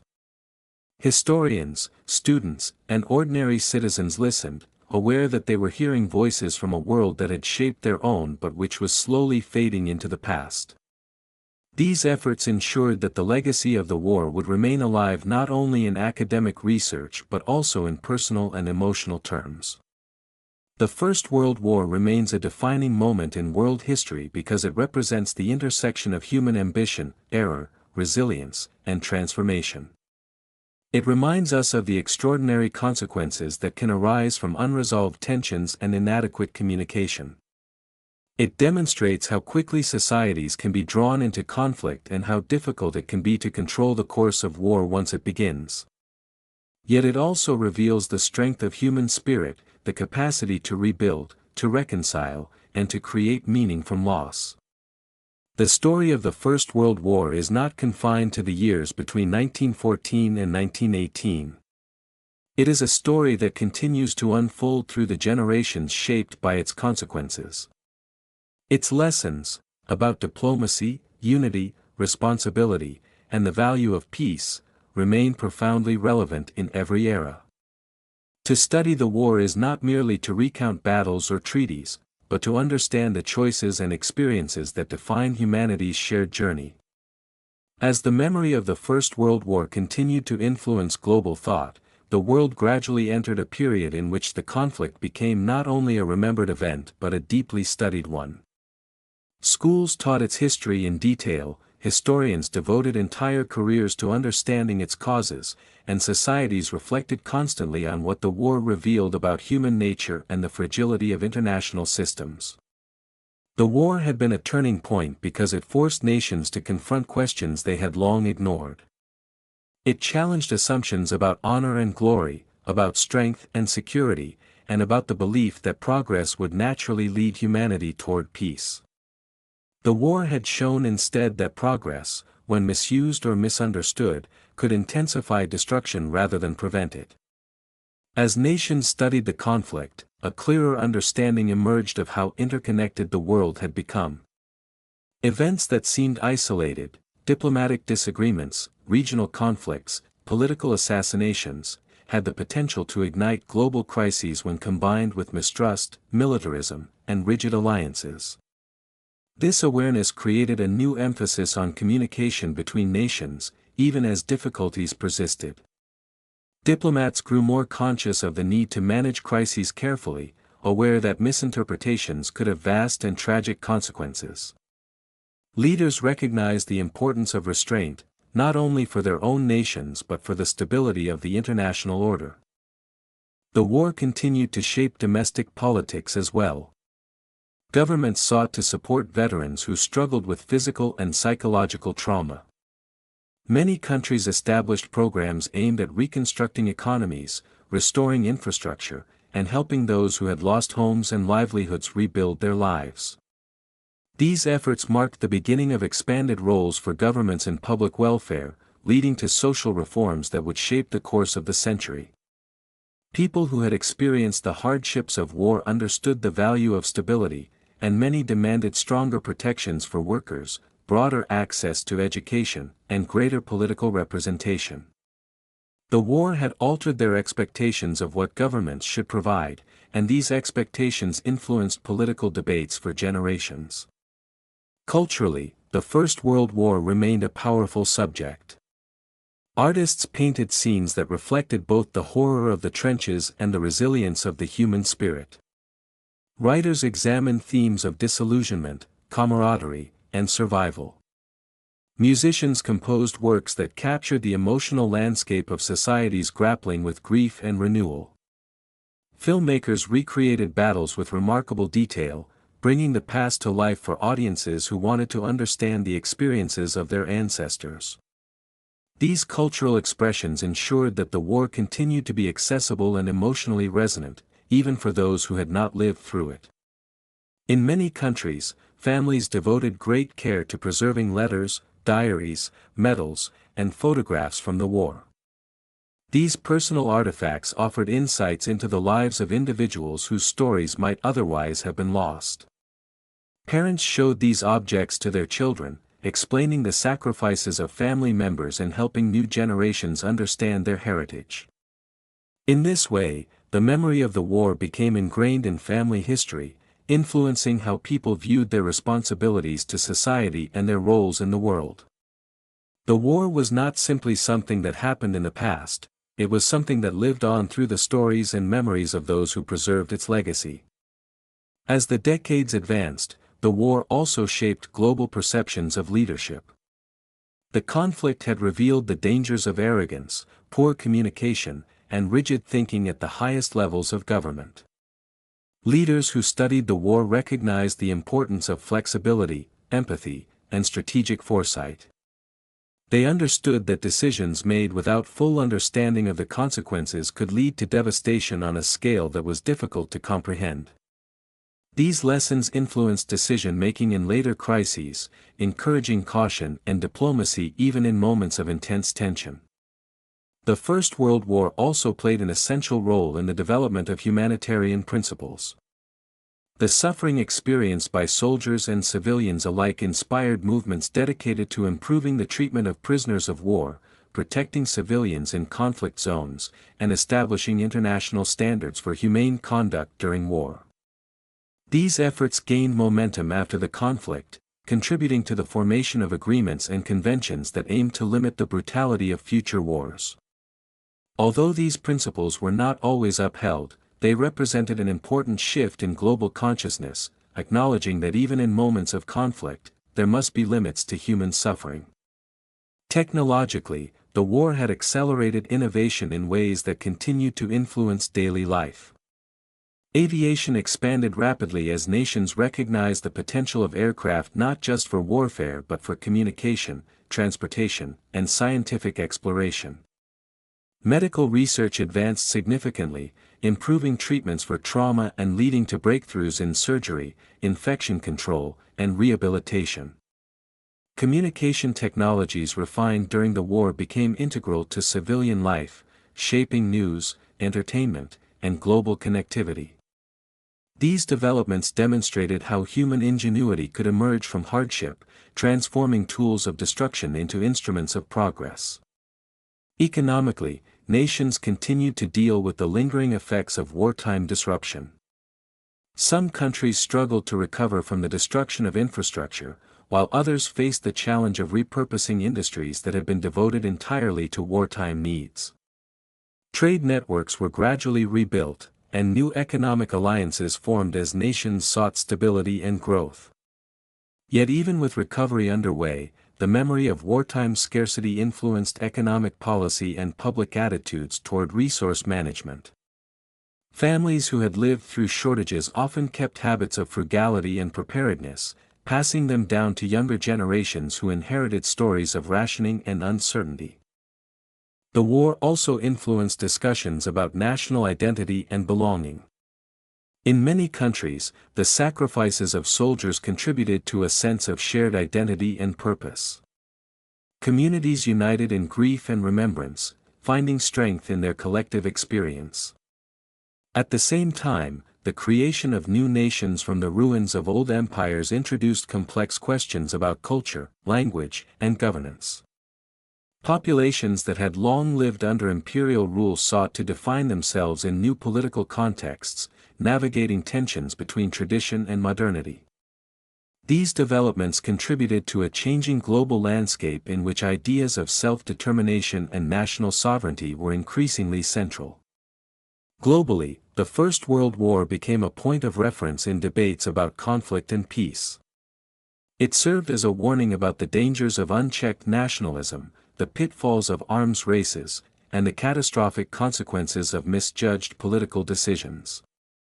It reminded the world that peace could not be taken for granted and that maintaining stability required cooperation, communication, and a commitment to addressing grievances before they escalated.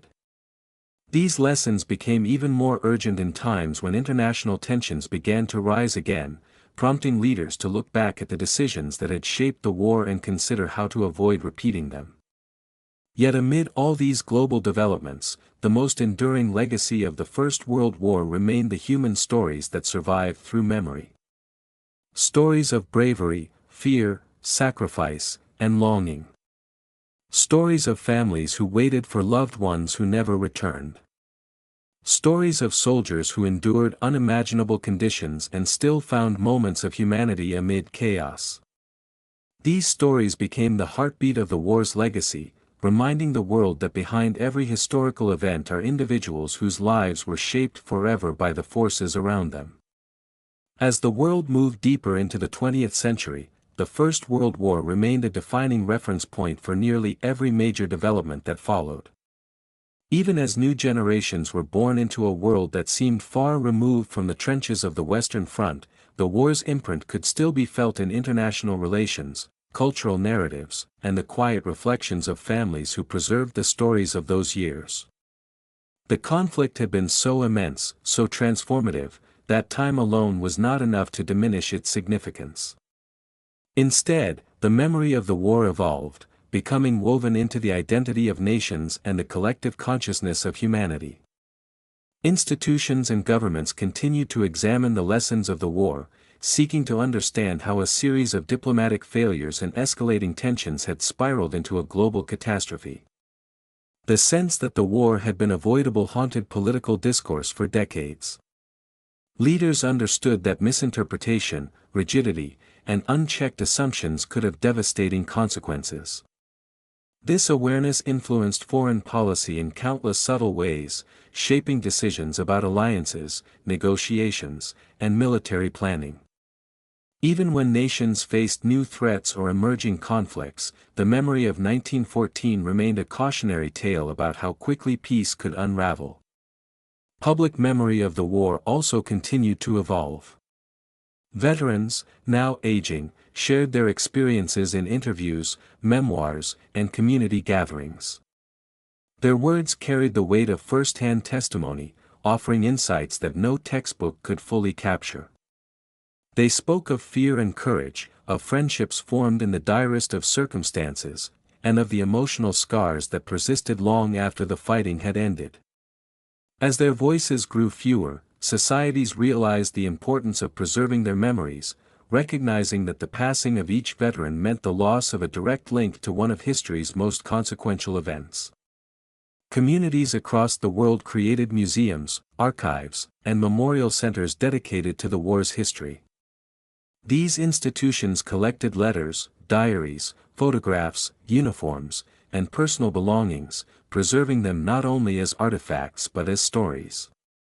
Visitors walked through exhibits that recreated scenes from the trenches, listened to recordings of soldiers' voices, and studied maps tracing the movement of armies across devastated landscapes. These experiences helped people connect emotionally to events that had occurred long before they were born, fostering a deeper understanding of the war's human impact. At the same time, the war's influence could be felt in the evolution of artistic and cultural expression.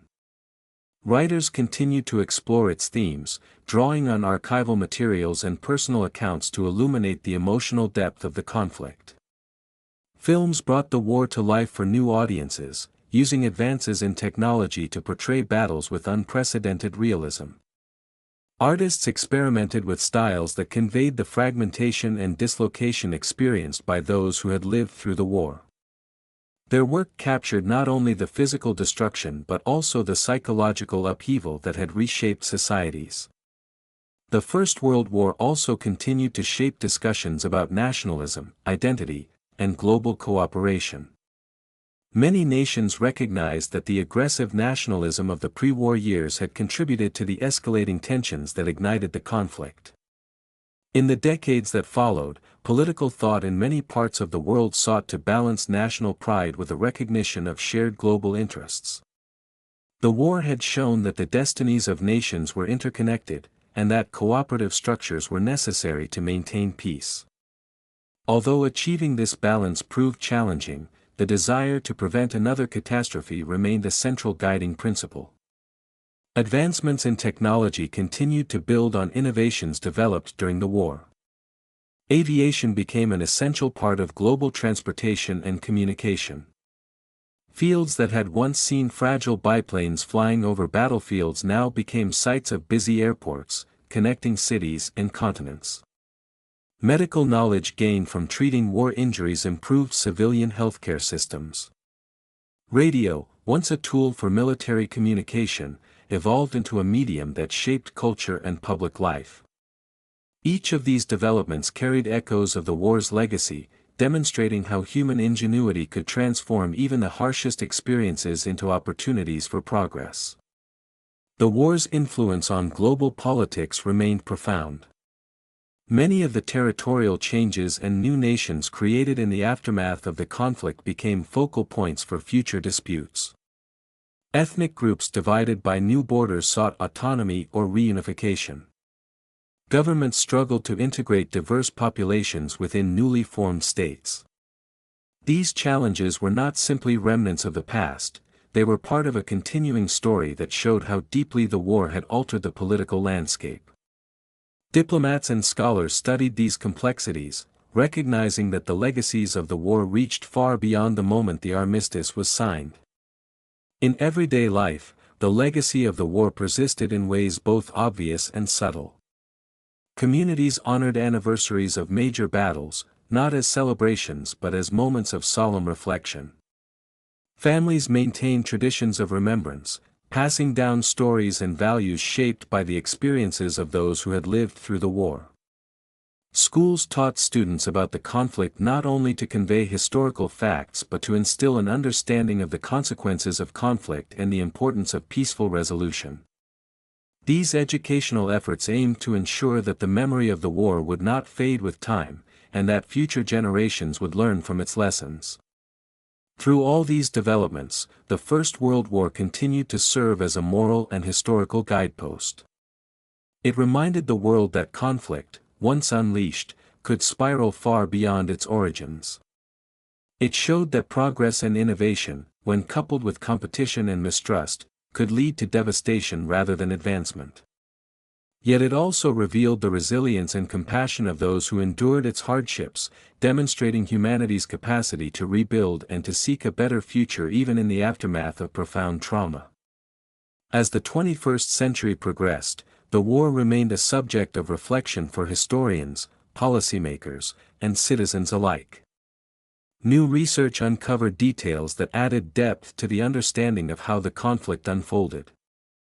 Advances in historical methodology enabled scholars to analyze millions of records with unprecedented precision, revealing patterns and connections that had previously gone unnoticed. These insights expanded the narrative of the war, showing not only the actions of governments and armies but also the experiences of individuals whose stories had long remained in the shadows. The war's legacy also remained relevant in contemporary discussions about international cooperation. As nations faced new challenges, from economic crises to regional conflicts, they often turned to the lessons of the past for guidance. The First World War demonstrated the importance of transparent diplomacy, effective communication, and the need to address sources of tension before they escalated. It showed that peace was not merely the absence of conflict, but the result of deliberate effort, mutual understanding, and shared resolve. Ultimately, the First World War endures as a powerful reminder of the complexities of human history. It is a story of ambition and fear, miscalculation and courage, destruction and resilience. It reveals how deeply the fate of nations can be intertwined, and how quickly the world can change when trust breaks down. Yet it also reveals the extraordinary strength of individuals and communities who rebuild after devastation, preserving memories, honoring sacrifices, and striving to create a future worthy of those who came before. As the First World War slipped further into history, its presence remained unmistakably alive in the structure of the modern world. Decade after decade, scholars, policymakers, families, and communities returned to its memory, seeking understanding, perspective, and guidance. The war had been a monumental rupture in human history, a dividing line between eras, and its reverberations continued to shape political choices, cultural identities, and global relationships. Even as new generations inherited a world reshaped by extraordinary change, the First World War remained a part of their story, a shadow cast across the landscape of the 20th and 21st centuries. By the time a full century had passed since the guns fell silent in 1918, the world had changed in ways that those soldiers trudging through the trenches could never have imagined. Nations had risen and fallen, empires had disappeared, technological revolutions had transformed daily life, and new forms of communication had connected humanity across continents. Yet amid all that change, the legacy of the war endured with remarkable clarity. The boundaries drawn after the war still shaped international politics. The ideals and institutions created in response to the war continued to influence global cooperation. And the human stories of sacrifice, loss, endurance, and resilience still resonated deeply with people searching for meaning in the events of their own time. Across Europe and beyond, the centenary of the war's outbreak and conclusion prompted widespread reflection. Ceremonies gathered people from around the world to honor the millions who had served and died. Candles were lit in memory of soldiers who had marched into battle with determination, often unaware of the true scale of the conflict they were entering. Communities restored memorials, tended graves, and held vigils. These acts demonstrated that even a century later, the sacrifices of the war remained present in the hearts of those who understood the depth of its impact. The simple act of reading aloud the names engraved on monuments connected the past to the present, ensuring that those individuals were not forgotten. At the same time, historians continued to deepen their understanding of the war. Newly uncovered documents, expanded archives, and powerful analytical tools shed fresh light on diplomatic decisions, military strategies, and the experiences of ordinary people. Research revealed interconnected stories from across continents, showing how the war had touched regions far beyond the Western Front. Soldiers from Africa, Asia, the Caribbean, and Oceania had fought in the conflict, bringing diverse perspectives to a war often viewed primarily through a European lens. Their contributions, once overlooked, became more widely recognized as historians broadened the narrative to reflect the war's truly global nature. Education also played a crucial role in preserving and interpreting the legacy of the war. Schools incorporated its lessons into curricula not only as historical facts but as reflections on leadership, conflict, and the value of peace. Students visited battlefields, walked through preserved trenches, and studied diaries written by soldiers their own age who had faced the unimaginable. These experiences helped young people understand that history was not an abstract concept but a lived reality shaped by decisions, hopes, fears, and struggles remarkably similar to their own. Museums and historical sites preserved the physical evidence of the conflict. In some regions, the land itself still bore the markings of war, sunken trenches softened by time, fields where rusted metal lingered beneath the soil, and forests planted to reclaim devastated landscapes. Visitors walked these grounds with a sense of reverence, aware that the soil beneath their feet had once been the center of intense and desperate struggle. These landscapes served as silent witnesses, their presence reminding the world that the war was not merely an event in books, but a lived experience that had consumed millions of lives. Beyond the physical remnants, the broader consequences of the war continued to shape modern international relations. Nations recognized that global peace required constant effort, communication, and cooperation. Alliances had to be built on mutual understanding rather than suspicion, and diplomacy needed to be transparent and flexible. The war had shown that miscalculations could spiral out of control, and that crises could not be allowed to escalate unchecked. These lessons influenced the formation of international institutions dedicated to dialogue, conflict resolution, and collective security. Though these institutions faced challenges, their existence reflected a continuing effort to prevent the mistakes that had led to the war. Culturally, the First World War remained a powerful source of reflection. Writers, filmmakers, artists, and musicians drew upon its stories to explore universal themes of courage, despair, loyalty, and the fragility of life. New works appeared alongside the classics written by those who had experienced the war firsthand, creating a rich tapestry of interpretations.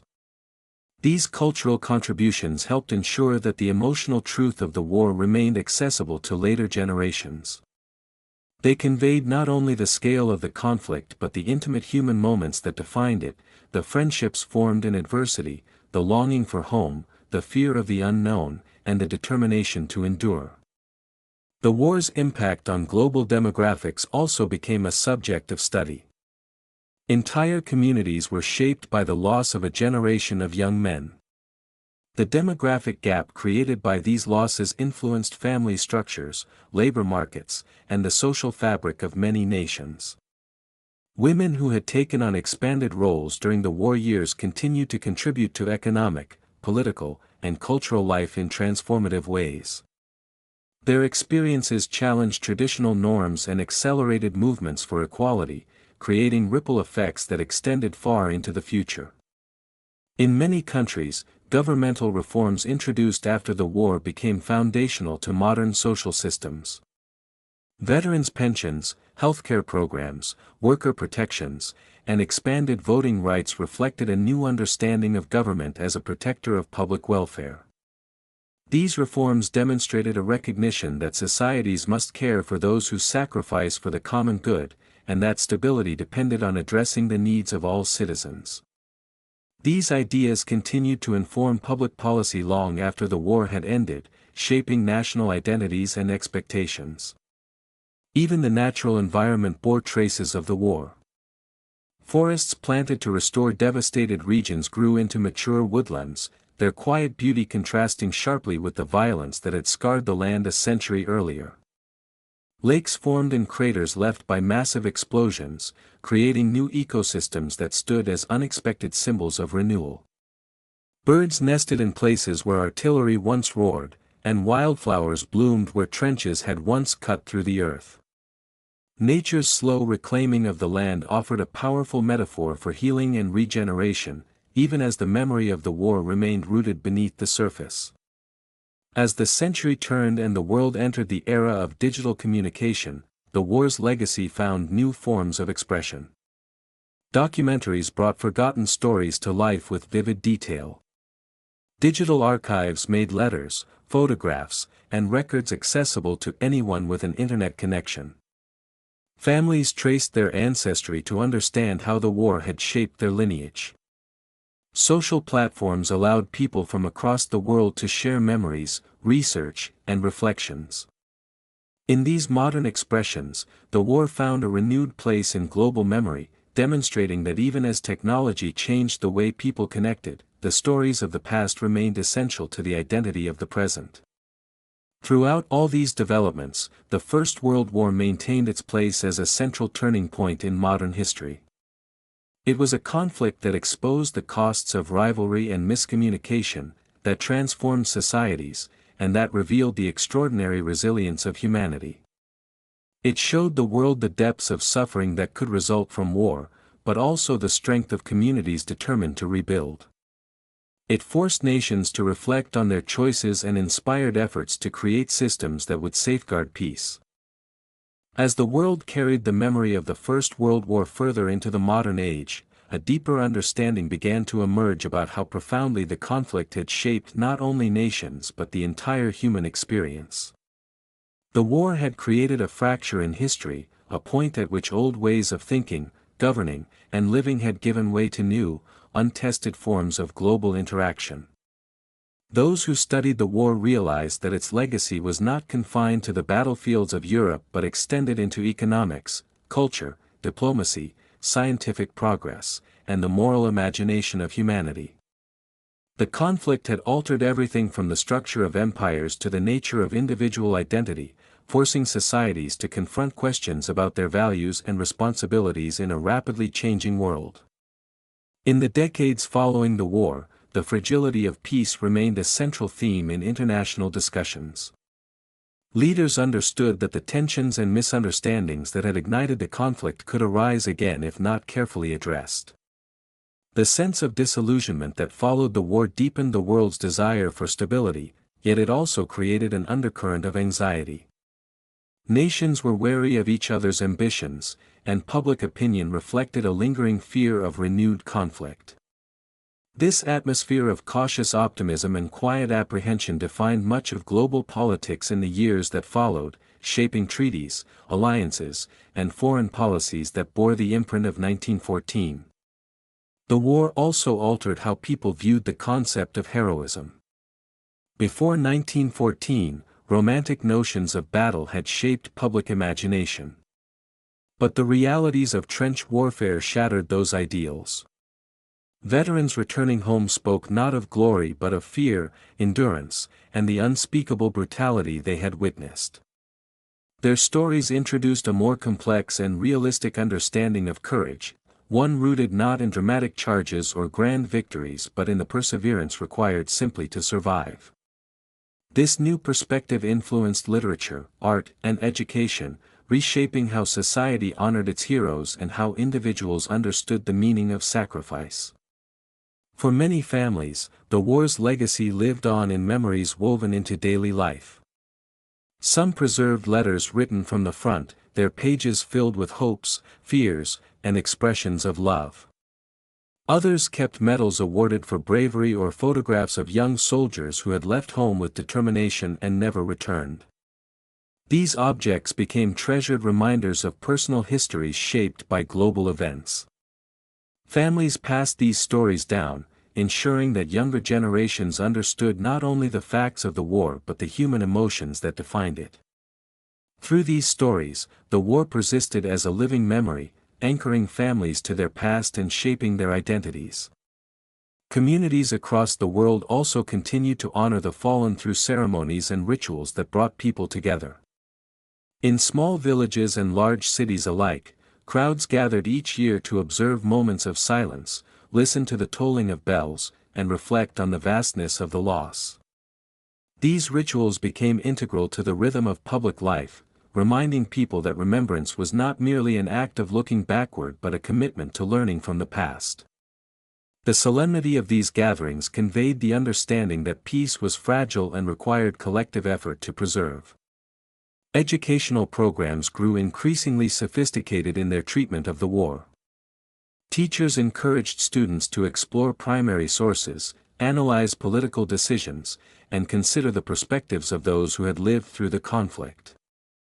Field trips to museums and battlefields allowed students to stand where soldiers once stood, deepening their appreciation of the historical and emotional significance of the events. These experiences helped young people connect intellectually and emotionally to a war that had taken place long before their time, ensuring that the lessons of the conflict would be carried forward by those who would shape the future.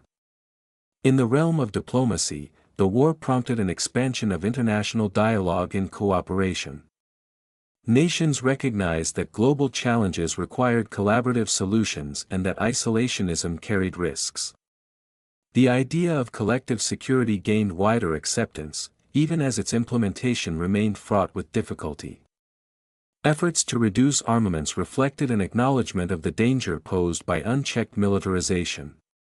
Though these initiatives often faced obstacles, their very existence demonstrated a shift in thinking that had been born from the devastation of the war. Meanwhile, cultural expressions continued to reinterpret the war in new and meaningful ways. Films brought the conflict to life with unprecedented realism, allowing audiences to witness dramatized experiences that mirrored the accounts of veterans. These cinematic portrayals expanded public understanding of the war's complexity, combining historical detail with emotional narrative. Novels explored the psychological impact of the conflict, revealing the inner struggles of characters shaped by trauma and loss. Poets distilled the essence of the war into powerful verses that conveyed grief, disillusionment, and hope. Artists pushed boundaries, creating visual representations that captured both the chaos of battle and the longing for peace that followed. Science and technology, once driven by wartime necessity, continued to evolve rapidly in peacetime. Innovations in aviation contributed to a new era of global travel. Advances in medicine saved countless lives and improved the treatment of injuries, disease, and psychological trauma. Engineering breakthroughs transformed transportation, infrastructure, and industry. These developments carried with them the dual legacy of the war, a reminder of humanity's capacity for destruction, yet also its capacity for progress and renewal. As the war receded further into the past, its influence remained evident in the political geography of the world. Borders created or altered after the conflict continued to shape national identities and international relations. Regions affected by the dissolution of empires navigated the challenges of nation building, confronting questions about governance, cultural integration, and economic development. These challenges were not simply the legacy of the past, they were ongoing realities that demonstrated how deeply the war had shaped the modern world. By the time the centennial commemorations began, the First World War had become a story not only of tragedy but of resilience. Scholars highlighted the courage of individuals who had faced extraordinary circumstances. Families shared stories of ancestors who had served with bravery and dignity. Nations used the anniversary as an opportunity for reflection, conversation, and education.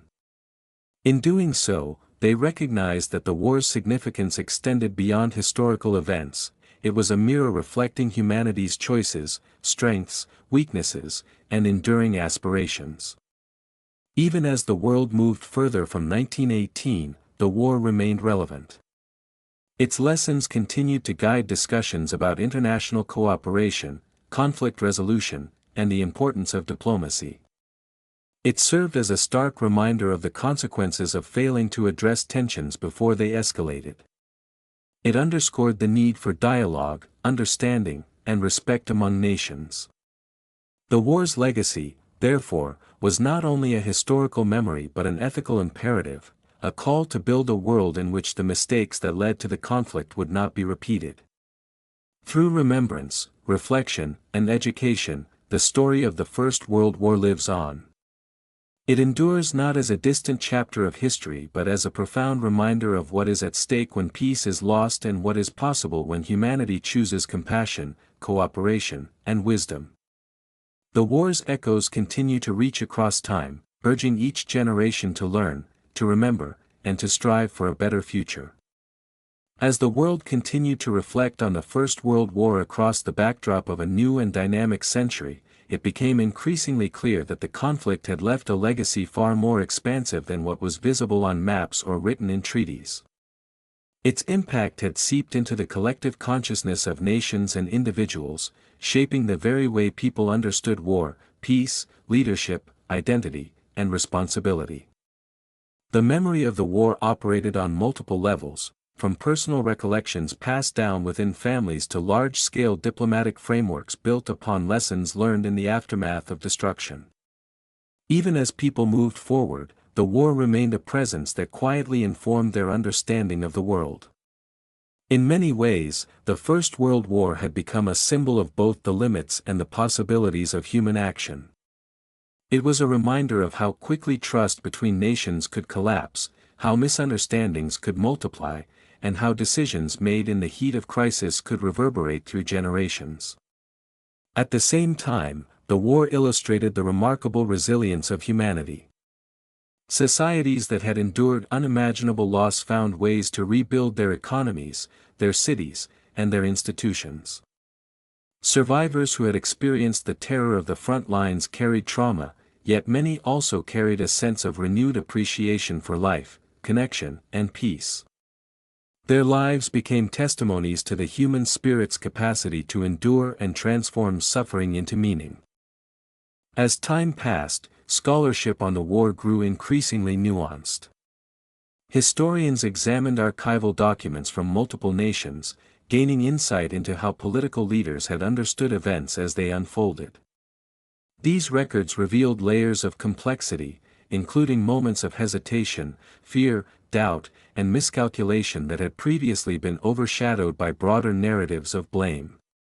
Through this work, the war came to be seen not simply as the result of aggressive ambitions but as the product of an intricate web of expectations, misunderstandings, and pressures that had built up over years. At the same time, new focus was given to the experiences of groups whose stories had been less visible in earlier histories. Scholars studied the contributions of colonial troops who had fought far from home in unfamiliar landscapes, often enduring discrimination even as they demonstrated extraordinary bravery. They explored the roles of women not only in wartime industry and medical care but also in espionage, communication, and resistance movements. They examined the impact of the war on children who grew up in its shadow and on civilian populations who faced occupation, displacement, and scarcity. These voices expanded the narrative, revealing the truly global nature of the conflict and reminding the world that the war had touched nearly every corner of the human experience. The war's influence also extended into philosophical and moral inquiry.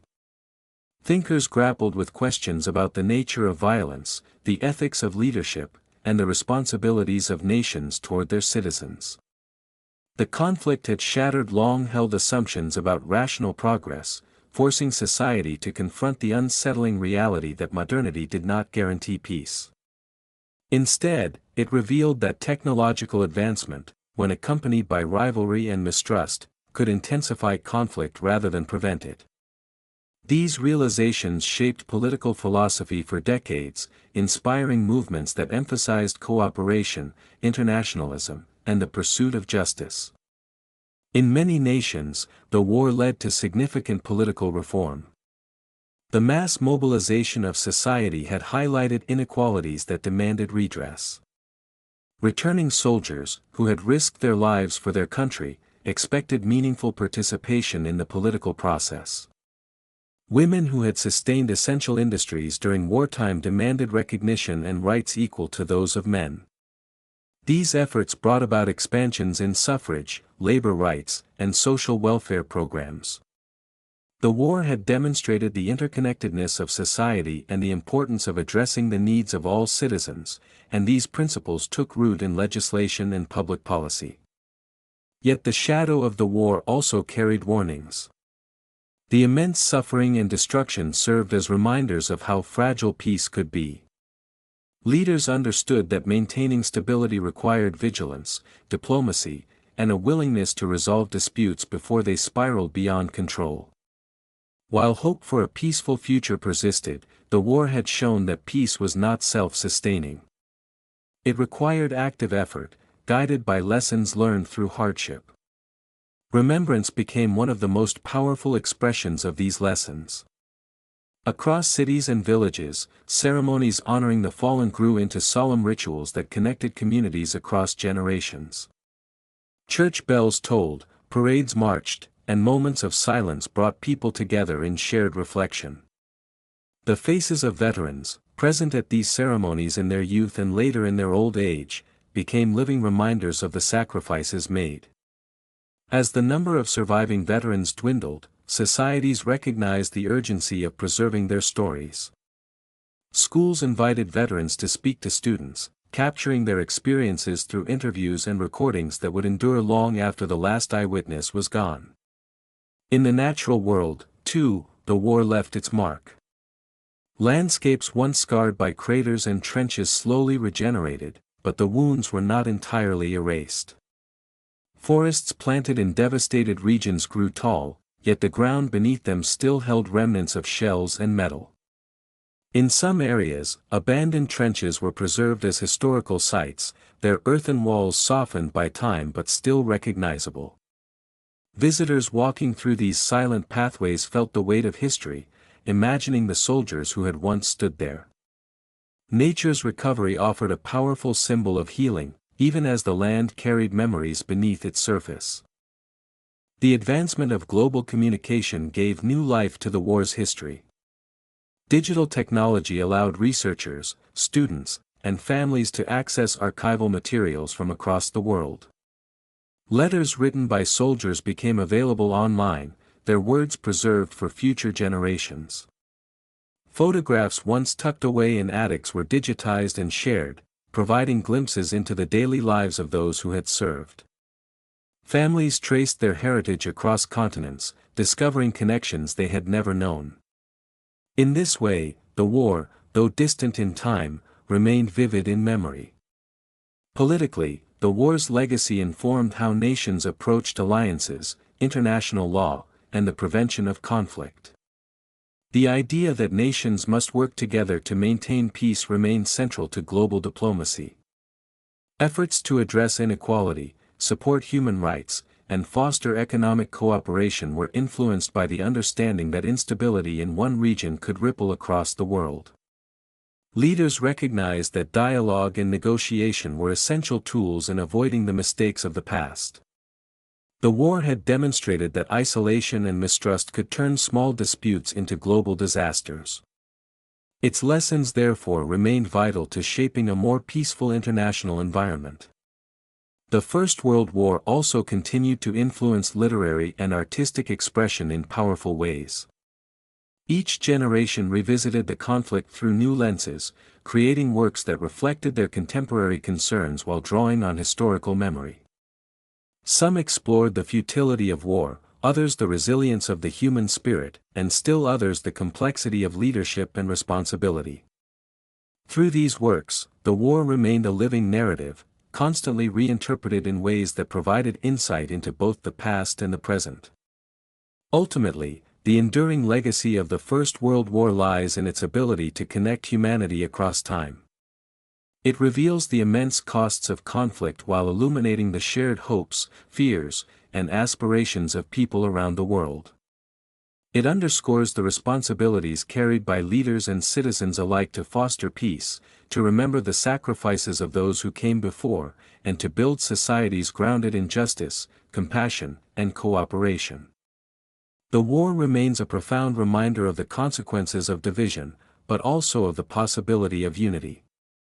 As reflections on the First World War continued into the later decades of the modern era, it became increasingly clear that the conflict had not only reshaped nations but had also reshaped the very character of humanity's understanding of itself.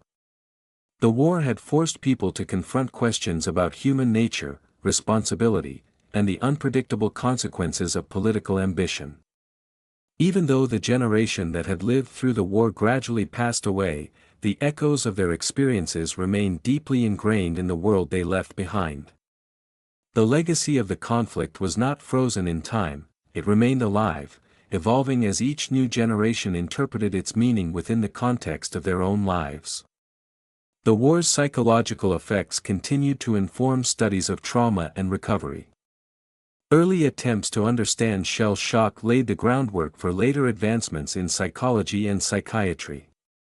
Researchers and doctors came to recognize that the mental wounds of war could be as debilitating as physical injuries, shaping how societies understood trauma for decades. The insights gained from studying the psychological impact of the war helped future generations develop more compassionate and effective approaches to mental health, benefiting not only veterans but civilians coping with their own struggles. In this way, the painful lessons of the conflict contributed to a deeper understanding of human resilience and vulnerability. Diplomatic institutions that emerged after the war also grew in significance as global challenges became more interconnected. Nations recognized that peace was not simply the absence of war but a constant effort to address tensions, manage misunderstandings, and build systems that fostered cooperation. Although the early attempts at collective security had limited success, they represented an important step toward a more interconnected world. Over time, these ideas developed into larger frameworks aimed at maintaining stability and addressing issues ranging from humanitarian crises to economic disparities and environmental concerns. The impulse to collaborate, shaped by the memory of the First World War, became a foundational principle of international relations. Meanwhile, the war continued to shape national identity and memory. Museums dedicated to the conflict expanded, presenting new interpretations and deeper contexts. Exhibitions highlighted not only the strategic movements of armies but also the human stories behind them. Visitors could read diaries, touch artifacts, and listen to recorded voices of the past, forming intimate connections with individuals who had lived through events often discussed only in broad terms. These museums became spaces for reflection, learning, and empathy, allowing people to confront the complexities of the war and its impact on ordinary lives. As global travel became more accessible, increasing numbers of people visited historic battlefields. Standing in the quiet fields of former no-man's land or in the remnants of old trenches, they gained a profound sense of the scale of the war. The peaceful landscapes that now stretched before them had once been scenes of unimaginable devastation. The contrast between the present serenity and the past violence served as a powerful reminder of how time can heal the land but not erase the memory of what occurred. These sites became places of pilgrimage, where people from different nations could reflect together on a shared history marked by both suffering and perseverance. The war's influence also extended into social movements that sought to address inequality and injustice. The conflict had revealed the contributions of people from diverse backgrounds, challenging existing prejudices and inspiring calls for greater inclusivity. Groups that had been marginalized before the war, including women, colonial populations, and minority communities, increasingly asserted their rights and demanded recognition. Though the path toward equality was slow and often contested, the war had created a momentum for change by exposing the interconnectedness of society and the essential roles played by people from all walks of life. In cultural memory, the First World War remained a potent symbol of the fragility of peace and the unpredictability of human conflict. Writers returned to its themes again and again, exploring the emotional and philosophical questions raised by the war. Some focused on the disillusionment and loss experienced by a generation caught in the conflict, while others emphasized the enduring strength of the human spirit. Artists portrayed the war in ways that ranged from stark realism to abstract interpretation, capturing not only the physical devastation but also the psychological and moral complexities of the era. These cultural works allowed each generation to rediscover the war from its own perspective, ensuring that its lessons remained relevant. Advancements in technology also reshaped how the war was studied and remembered. Digital archives allowed scholars to analyze documents with unprecedented depth, connecting patterns and narratives that had long remained hidden. Families researching their ancestry could trace the footsteps of relatives who had served, discovering photographs, enlistment records, and letters preserved for more than a century. These personal connections brought the war closer to people who might otherwise have seen it only as a distant historical event. Through technology, the war became both more accessible and more personal, bridging the gap between past and present. Politically, the conflict continued to influence debates about national sovereignty, military strategy, and the responsibilities of governments. Scholars examined the structure of pre-war alliances, the breakdown of diplomacy, and the consequences of miscalculation. Politicians invoked the lessons of the war in discussions about arms control, conflict prevention, and international cooperation. The war's history became a source of caution and insight, reminding leaders that the decisions they made in moments of tension could shape the future in ways they might never anticipate. In many ways, the First World War remained one of the most powerful warnings in human history. It showed how a single assassination, compounded by diplomatic failures and rigid alliances, could ignite a conflict that engulfed nations far beyond those directly involved. It revealed the dangers of nationalism when untempered by understanding, and the peril of technological progress when driven by competition rather than compassion. It emphasized the importance of empathy, foresight, and humility, not only for leaders but for societies as a whole. Yet alongside these warnings, the war also provided examples of extraordinary resilience. Amid destruction, communities rebuilt. Amid trauma, individuals found strength. Amid loss, families preserved memories and passed them forward. These stories of endurance became part of the war's legacy, offering hope even in the darkest moments of reflection. They reminded the world that although conflict could reveal humanity's capacity for destruction, it could also reveal its capacity for unity, compassion, and renewal. Across continents and generations, the First World War remained a defining moment, a point of convergence between past and present, between memory and identity, between the choices of history and the responsibilities of the future. Through remembrance and reflection, the world continued to honor those who lived through the conflict. Through education and cultural expression, it preserved their stories. And through diplomacy and cooperation, it sought to build a world in which the lessons of the war would guide humanity toward a more peaceful and thoughtful future. As the First World War moved even further into the realm of memory, its presence remained deeply rooted in the world's moral and historical consciousness. Each passing decade brought new layers of interpretation, new reflections, and new ways of understanding the vast impact of the conflict. People continued to search not only for the facts of what had happened but for the meaning behind those events. They sought to understand how nations could drift toward catastrophe, how ordinary individuals could endure such profound hardship, and how societies could rebuild after being pushed to the edge of collapse. In this continuing search for understanding, the war lived on as both a warning and a source of insight. One of the most enduring themes in discussions of the First World War was the idea of interconnectedness. The conflict demonstrated with brutal clarity that events in one region could trigger consequences across the entire world. It revealed how economic systems, political alliances, and cultural identities were woven together in ways that made isolation impossible. This recognition reshaped global thinking, encouraging nations to view themselves not as separate and independent entities but as participants in a shared international community.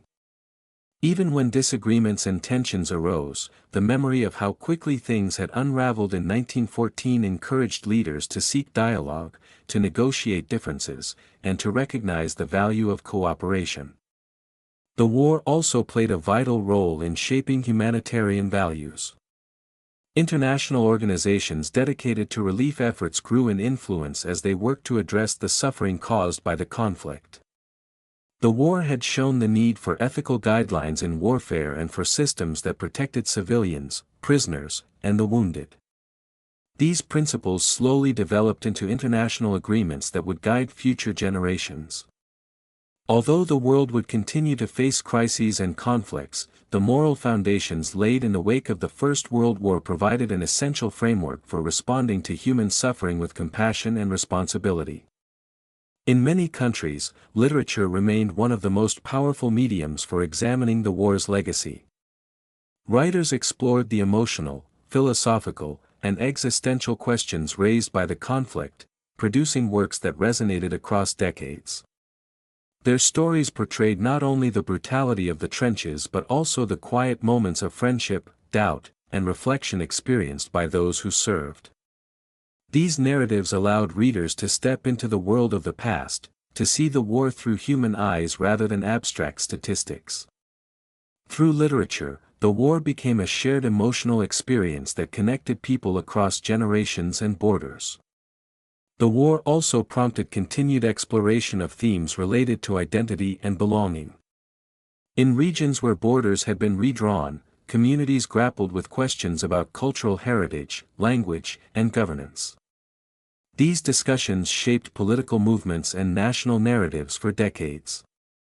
The dissolution of empires had created opportunities for new nations to emerge, yet it had also created challenges for populations divided by new boundaries. The legacy of these changes persisted, highlighting the long-term consequences of decisions made in the aftermath of the war. Scholars studied these issues with great care, recognizing that the conflict had fundamentally reshaped the map of the world and the identities of countless communities. Advances in technology extended the ways in which the war could be remembered and studied. Archaeologists used modern equipment to uncover buried trenches, dugouts, and artifacts preserved in the soil for more than a century.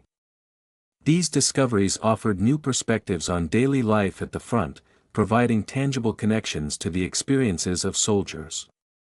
Digital reconstructions allowed historians to visualize the landscapes of battlefields as they once were, enabling a deeper understanding of how terrain, weather, and strategic decisions had shaped key events.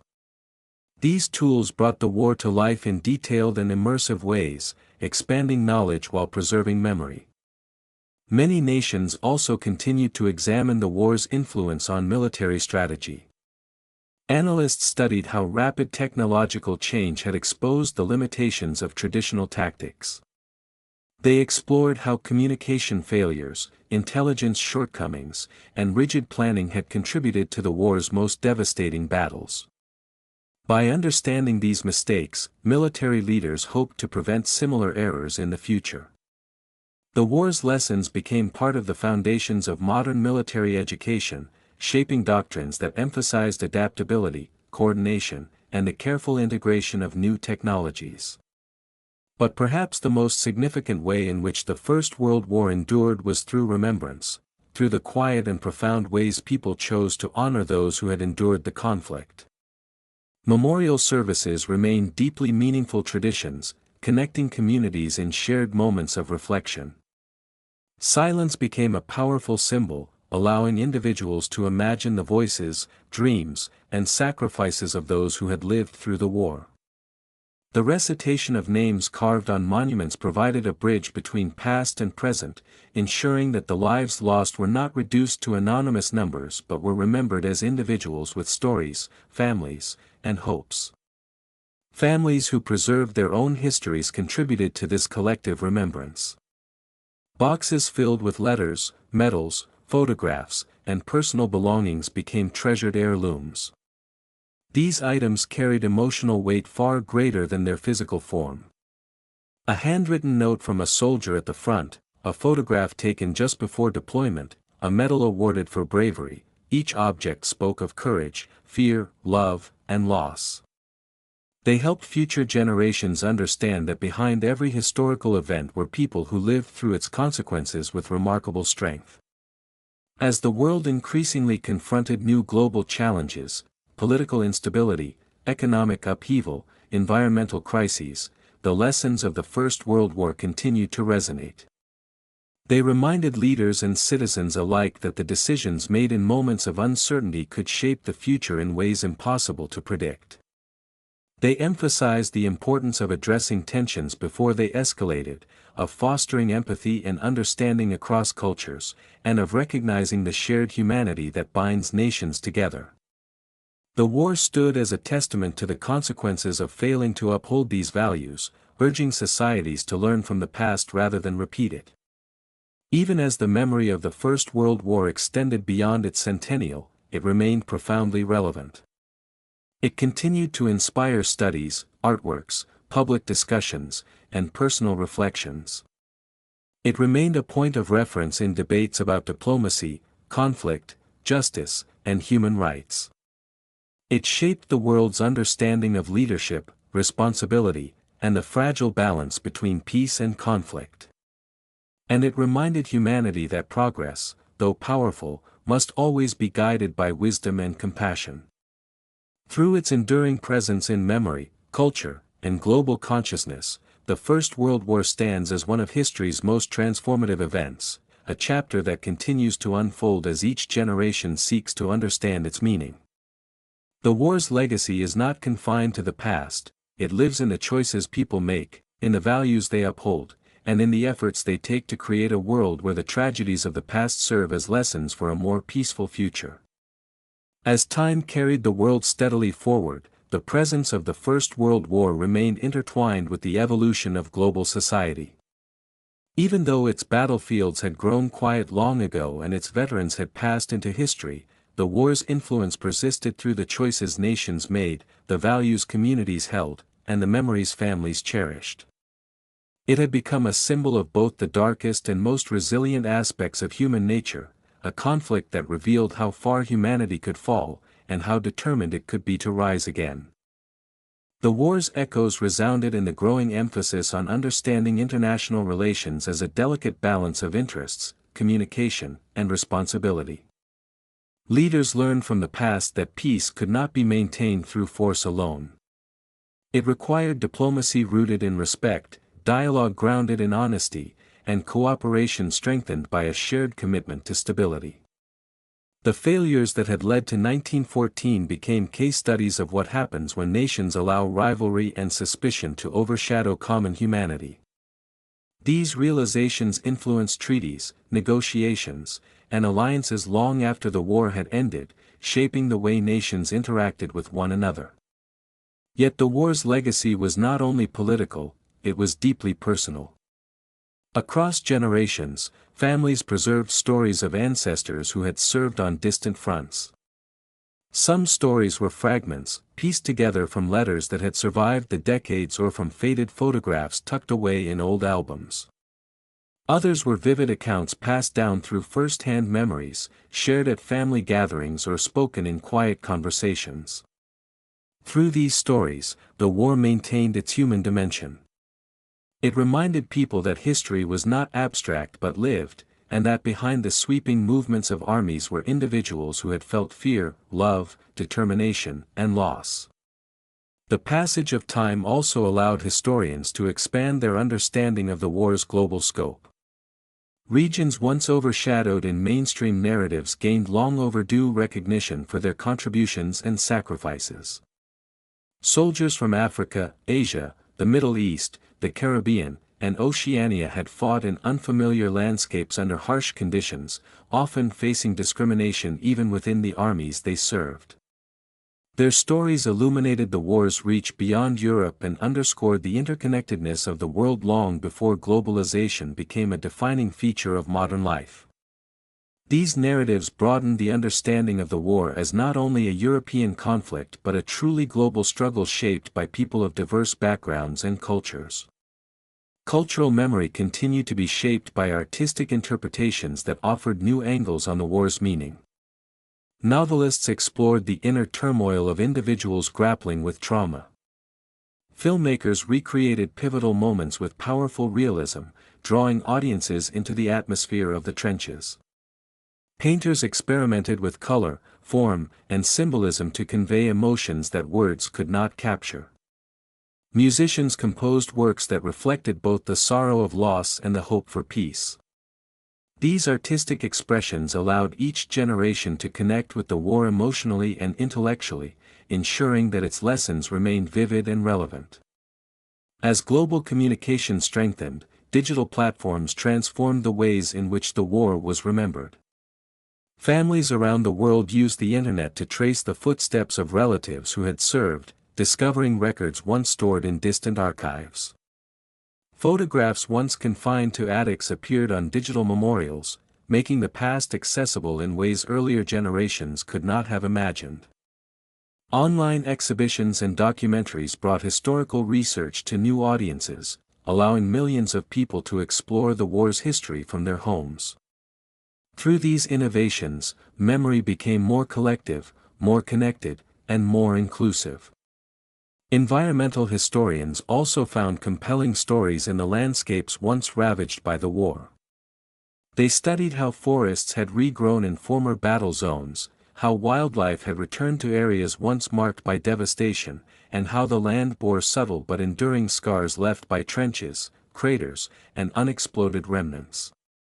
These landscapes stood as living reminders of the war, their quiet restoration offering both healing and reflection. Walking through these areas, visitors often felt a sense of reverence, recognizing that the peace of the present had been built upon the sacrifices of the past. The war's influence extended into discussions about citizenship and social responsibility. The massive mobilization of societies during the conflict had revealed the importance of unity and cooperation among citizens. It had shown that national strength depended not only on military capability but on the well-being of the entire population. This understanding led to expanded social programs aimed at supporting families, improving healthcare, and ensuring workers' rights.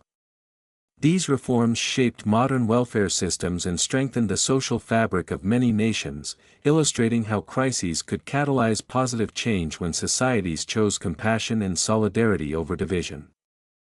Even in fields seemingly unrelated to warfare, the war's legacy persisted. Advances in medicine, particularly in surgery, rehabilitation, and psychological care, had transformed healthcare for civilians. Innovations in aviation and communication, which had begun as military necessities, evolved into technologies that connected the modern world. Engineering breakthroughs inspired infrastructure projects, transportation networks, and industrial development. In these ways, the war served as a paradoxical catalyst, born from destruction, yet responsible for advancements that improved life in the decades that followed. Yet the most profound legacy of the First World War lay in the lessons it taught about peace. It reminded humanity that conflict could arise not only from deliberate aggression but from miscommunication, fear, and inflexible thinking. It showed that once mobilized, war could take on a life of its own, expanding beyond original intentions and inflicting consequences far greater than any leader had foreseen. It emphasized the importance of humility, empathy, and foresight in international relations. And it reinforced the idea that peace required more than treaties, it required a commitment to understanding, cooperation, and the preservation of human dignity. As the world moved further into the 21st century, the First World War continued to inform contemporary conversations. Its centennial had sparked renewed reflection, but even beyond that milestone, the conflict retained its relevance. Nations faced new challenges, including political instability, climate crises, technological transformation, and shifting global power dynamics. In responding to these challenges, leaders and citizens often looked to the past for guidance, finding in the story of the First World War a reminder of what could happen when diplomacy faltered or when divisions outweighed unity. Through remembrance, education, and cultural reflection, the war remained alive, not as a source of fear, but as a source of wisdom. It urged societies to consider the consequences of their actions and to recognize the shared humanity that connected them. It encouraged nations to collaborate, to communicate openly, and to address grievances before they became unmanageable. It inspired efforts to build institutions and frameworks that could safeguard peace, knowing that the stakes of failure were immeasurably high. The First World War, in all its magnitude and complexity, stands as one of humanity's greatest turning points. It reshaped nations, redefined identities, transformed technology, and reoriented global consciousness. Its lessons continue to influence the choices of leaders and the values of societies. Its stories continue to resonate in the hearts of families and individuals. And its memory continues to serve as a guide for how the world might strive toward a future where the mistakes of the past are not repeated, and where peace is protected through understanding and shared purpose. As the decades continued to unfold, the First World War remained a point of orientation for the world, a fixed landmark in the collective memory of nations navigating the complexities of modern history. It served as a reminder that the stability people often took for granted had been hard-won, and that the structures of peace were delicate, requiring constant care. Even in societies far removed from Europe's former battlefields, the war's influence lingered quietly in political institutions, cultural expressions, and the shared understanding of what it meant to protect the fragile balance of global order. For many, the war had become something almost mythic in scale. Yet it was not myth, it was profoundly real, and its reality was preserved through the personal accounts that continued to emerge long after the guns had fallen silent. Families discovered letters hidden in attics, diaries tucked away in drawers, and photographs of ancestors whose names had faded from memory. These intimate glimpses into the lives of ordinary individuals added emotional depth to the historical narrative. They reminded people that the war was not merely a clash of empires, but a tapestry of millions of human experiences, each marked by hope, fear, endurance, and sacrifice. The advance of technology brought renewed clarity to the study of the war. Historians used digital mapping to recreate trench networks with extraordinary precision.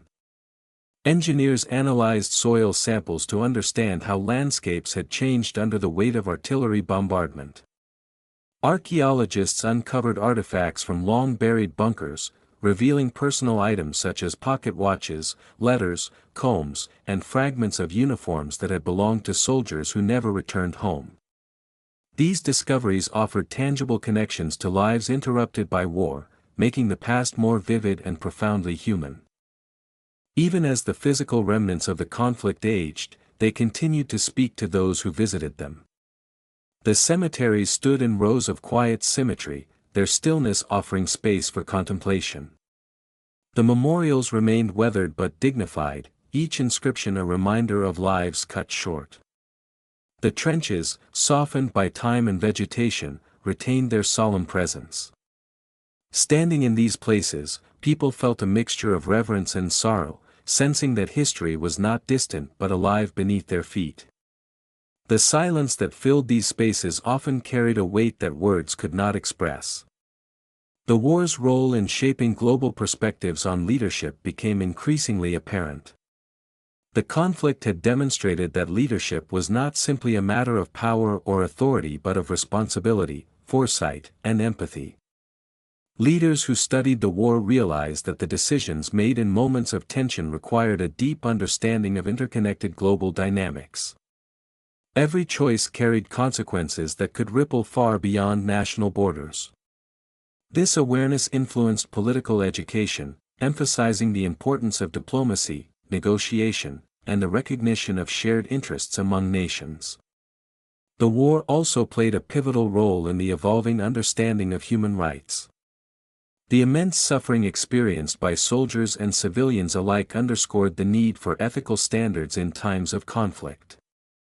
In the years that followed, organizations worked to strengthen protections for civilians, promote humane treatment of prisoners, and ensure that families had the right to information about missing loved ones.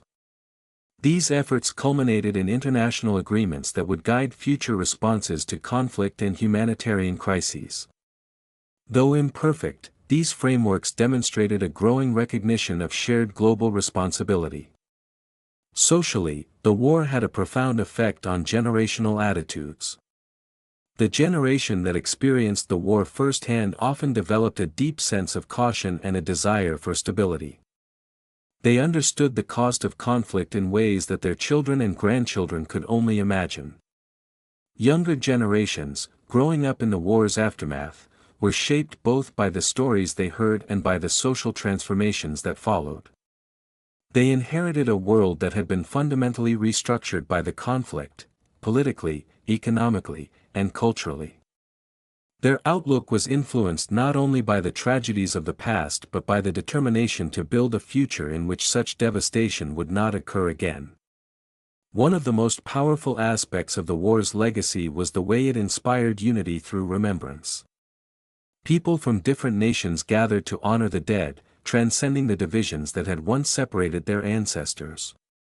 Former adversaries stood side by side, laying wreaths at memorials dedicated to soldiers who had fought on opposite sides. These acts of collective remembrance demonstrated a shared understanding that the war's cost had been universal, and its lessons belonged to all humanity. Through these moments, the war fostered a sense of global connectedness that extended far beyond political boundaries. Cultural expressions continued to evolve, reflecting new interpretations of the war with each generation. Some artists focused on realism, capturing the stark imagery of the trenches. Others explored abstract forms, conveying emotions that defied literal representation. Writers approached the war from diverse perspectives, exploring themes of memory, trauma, identity, and hope. Filmmakers used advanced technology to recreate the war with immersive detail, bringing its history to audiences who might otherwise struggle to grasp the magnitude of its events. These works ensured that the war remained not only remembered but continually re-examined, offering insights into both past and present. In the world of academia, scholars continued to unravel the war's complexities. They studied the economic structures that had fueled imperial competition, the diplomatic failures that had allowed tensions to escalate, and the social forces that had shaped public opinion. They analyzed the role of propaganda, the impact of technological innovation, and the significance of cultural identity in wartime decision-making. These studies enriched understanding and revealed the interconnected factors that had contributed to the conflict. They underscored the idea that wars are seldom caused by a single event but emerge from a tapestry of conditions, decisions, and misunderstandings. Through all these reflections, the First World War remained a powerful symbol of transformation. It marked the end of an era dominated by monarchies and empires, and the beginning of a century defined by new ideologies, new political structures, and new complexities. It reshaped the world's sense of possibility and danger. It revealed how technology could both destroy and rebuild, how unity could emerge from division, and how remembrance could inspire a commitment to peace. As the world entered new periods of uncertainty, the war's legacy continued to serve as a guide.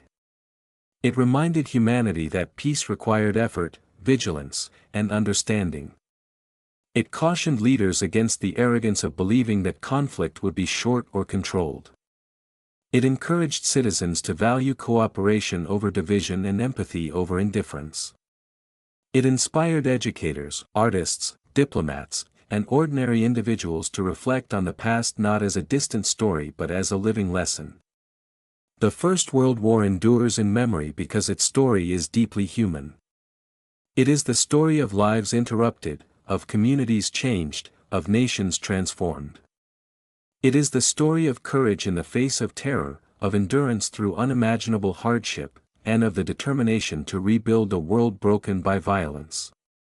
And it is the story of how humanity, having witnessed the consequences of its own actions, sought to understand and learn from its past. As the memory of the First World War continued to unfold across generations, the conflict became something larger than a sequence of historical events. It became a lens through which the world examined itself. It served as a testament to the fragility of peace, the consequences of pride, and the resilience of ordinary people confronted with extraordinary circumstances. Even long after the last veteran's voice had faded from living memory, the war remained alive in the stories passed down, the monuments standing silently in towns and cities, and the countless works of art, literature, and scholarship that continued to explore its depths. In many ways, the war had shaped the very language through which humanity understood conflict. Terms such as no man's land, shell shock, trenches, and armistice carried meanings far beyond their literal definitions. They evoked images of barren landscapes, psychological trauma, desperate endurance, and the long-awaited silence that followed unrelenting violence.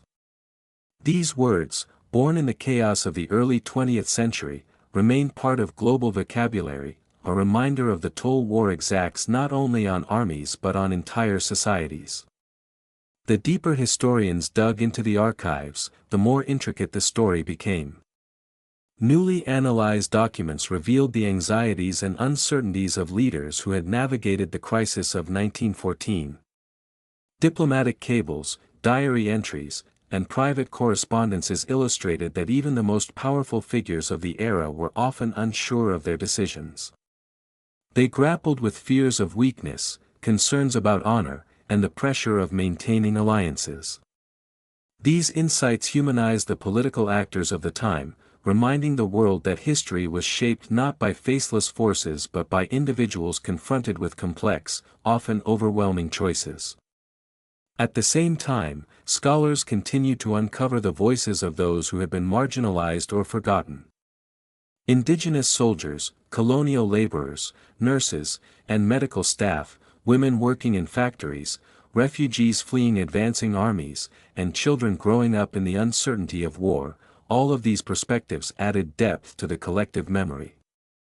Their stories revealed the global reach of the conflict and highlighted the contributions of people whose sacrifices had been overshadowed by larger narratives.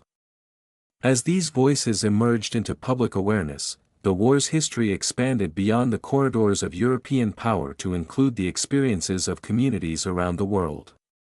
In the realm of cultural expression, the war remained a source of profound inspiration and reflection. Artists interpreted its meaning in ever-evolving forms.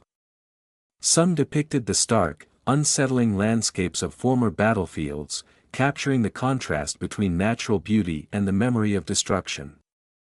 Others focused on the faces of soldiers, painting expressions that conveyed exhaustion, hope, fear, and quiet determination.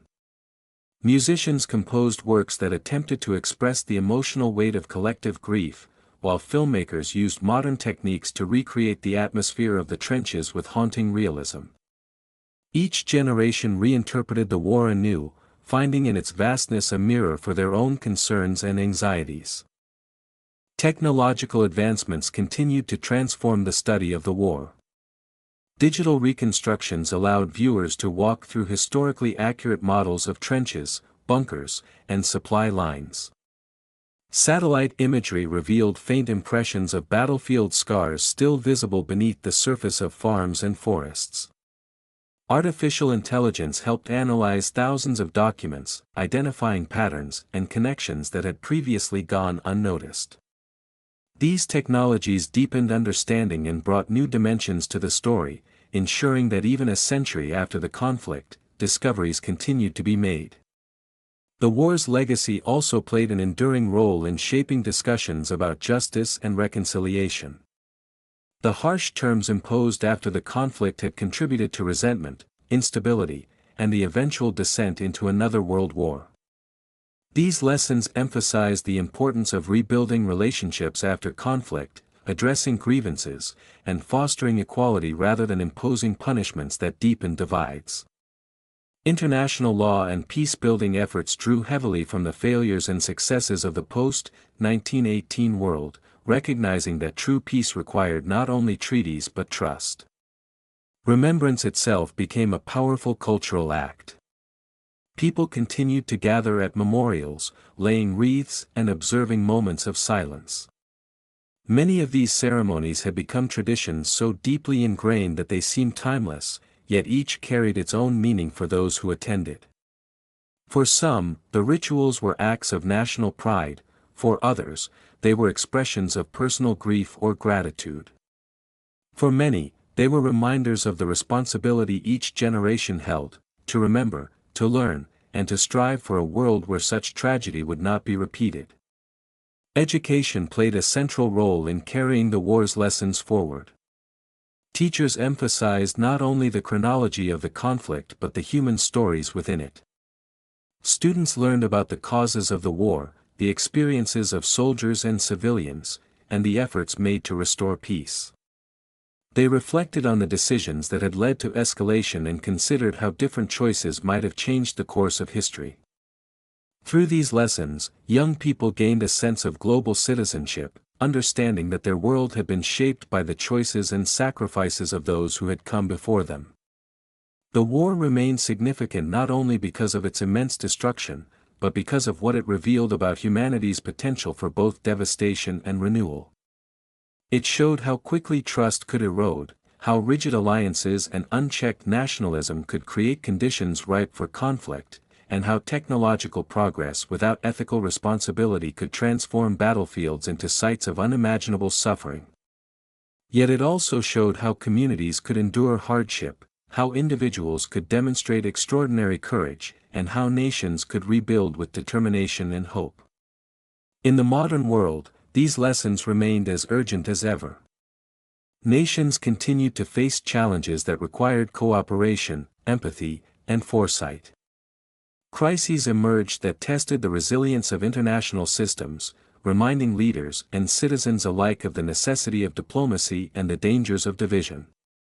Throughout these moments, the memory of the First World War remained a guide, a reminder that peace was not guaranteed, that conflict could emerge from a series of small missteps, and that the cost of war was always borne most heavily by those who had the least to do with its beginning. In personal lives, too, the legacy of the war endured. Families told stories of great-grandparents who had crossed oceans to fight in battles they barely understood. They spoke of letters written from trenches, of medals earned through acts of bravery, and of dreams left unfulfilled when young men failed to return home. These stories connected generations across time, grounding people in a shared heritage of sacrifice and resilience.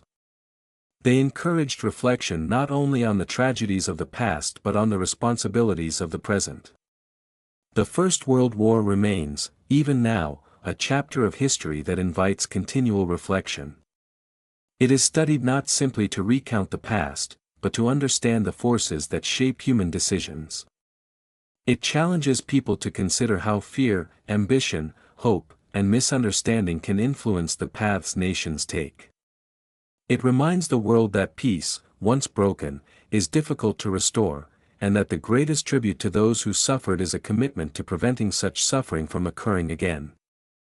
As the world moved further away from the final moments of the First World War, the conflict remained one of the most intensely studied and profoundly felt events in human history. Its influence did not fade with time; instead, it deepened as generations continued to explore its causes, its consequences, and its lasting imprint on the human story.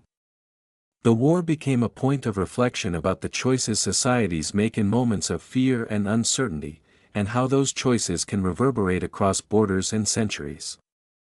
Even as new challenges emerged, the memory of 1914 to 1918 remained a steady reminder of the cost of unchecked ambition, the fractures created by mistrust, and the fragile nature of peace. The conflict had entered history as a tragedy of immense proportion, but its legacy extended far beyond its devastation.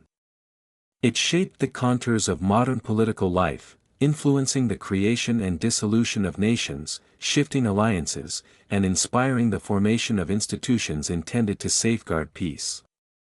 It transformed economies, accelerated technological development, and broadened cultural expression.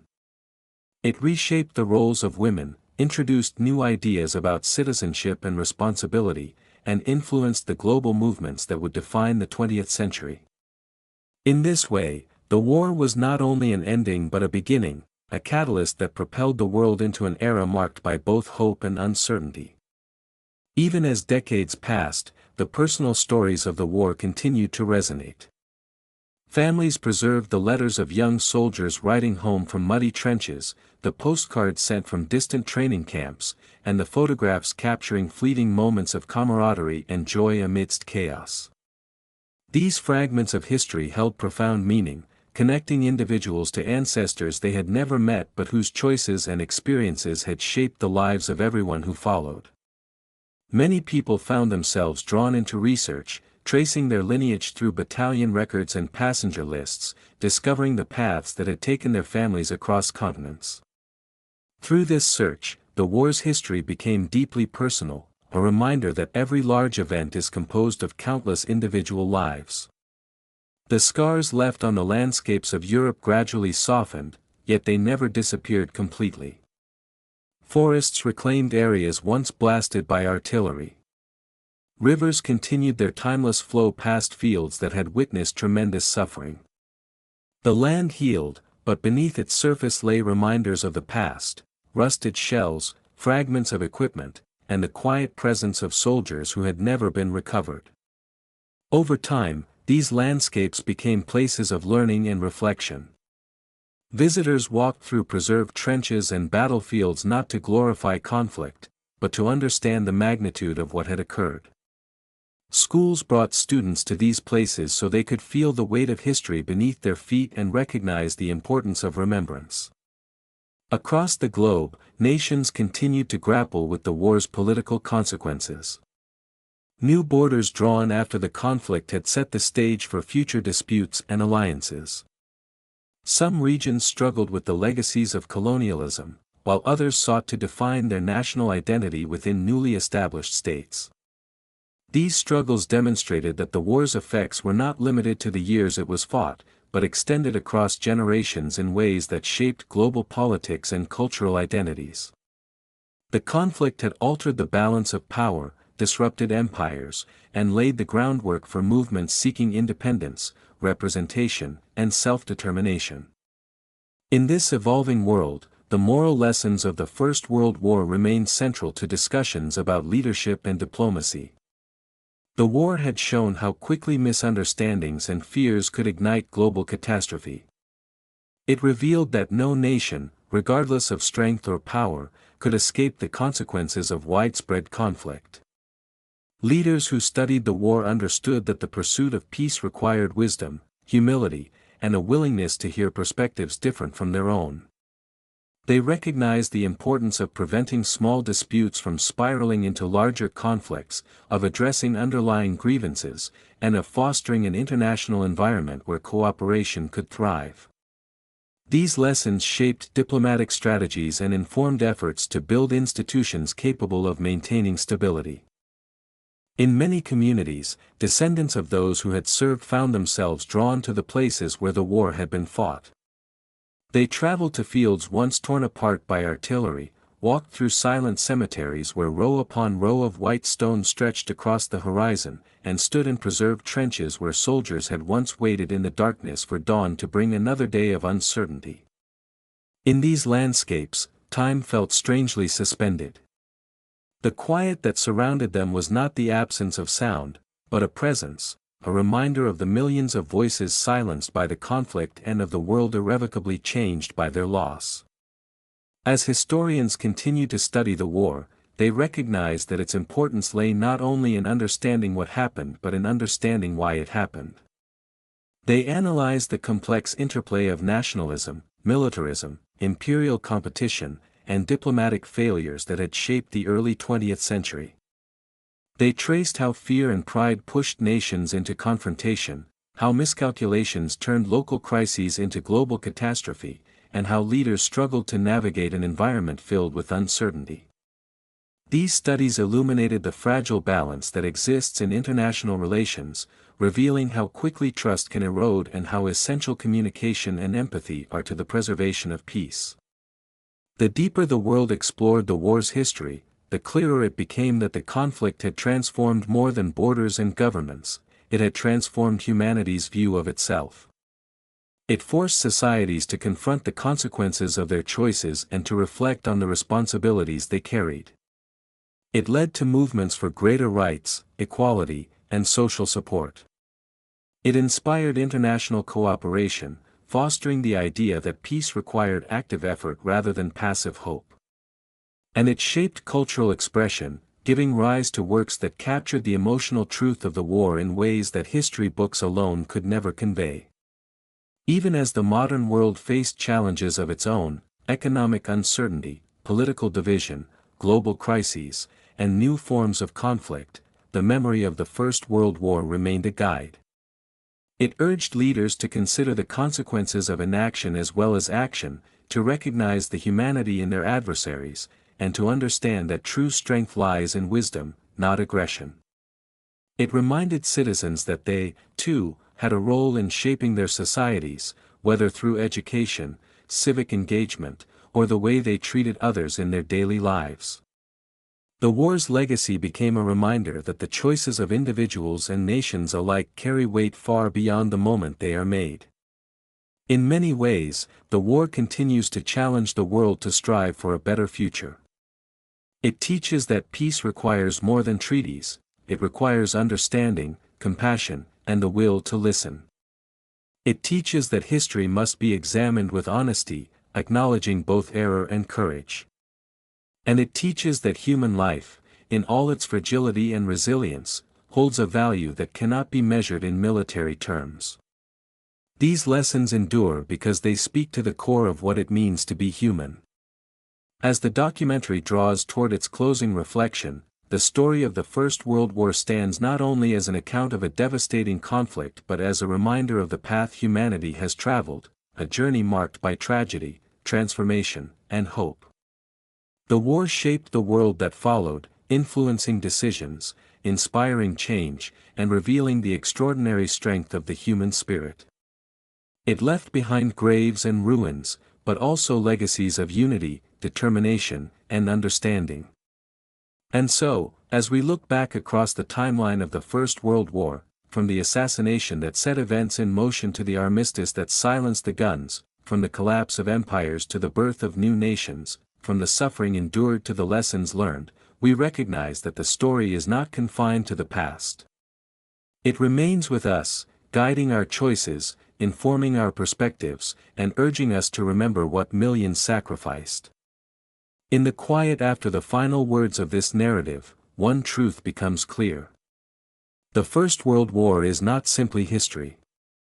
It is a reminder, a solemn reminder, of the responsibility each generation carries to protect peace, to value humanity, and to build a world where the mistakes of the past serve as lessons that guide us toward a wiser future. And so the story ends, not with the fading echoes of battle, but with a hope carried forward across time. A hope that by understanding the past, we may safeguard the future. A hope that the sacrifices of those who lived through the Great War will forever remind us of the immense cost of conflict and the enduring importance of peace.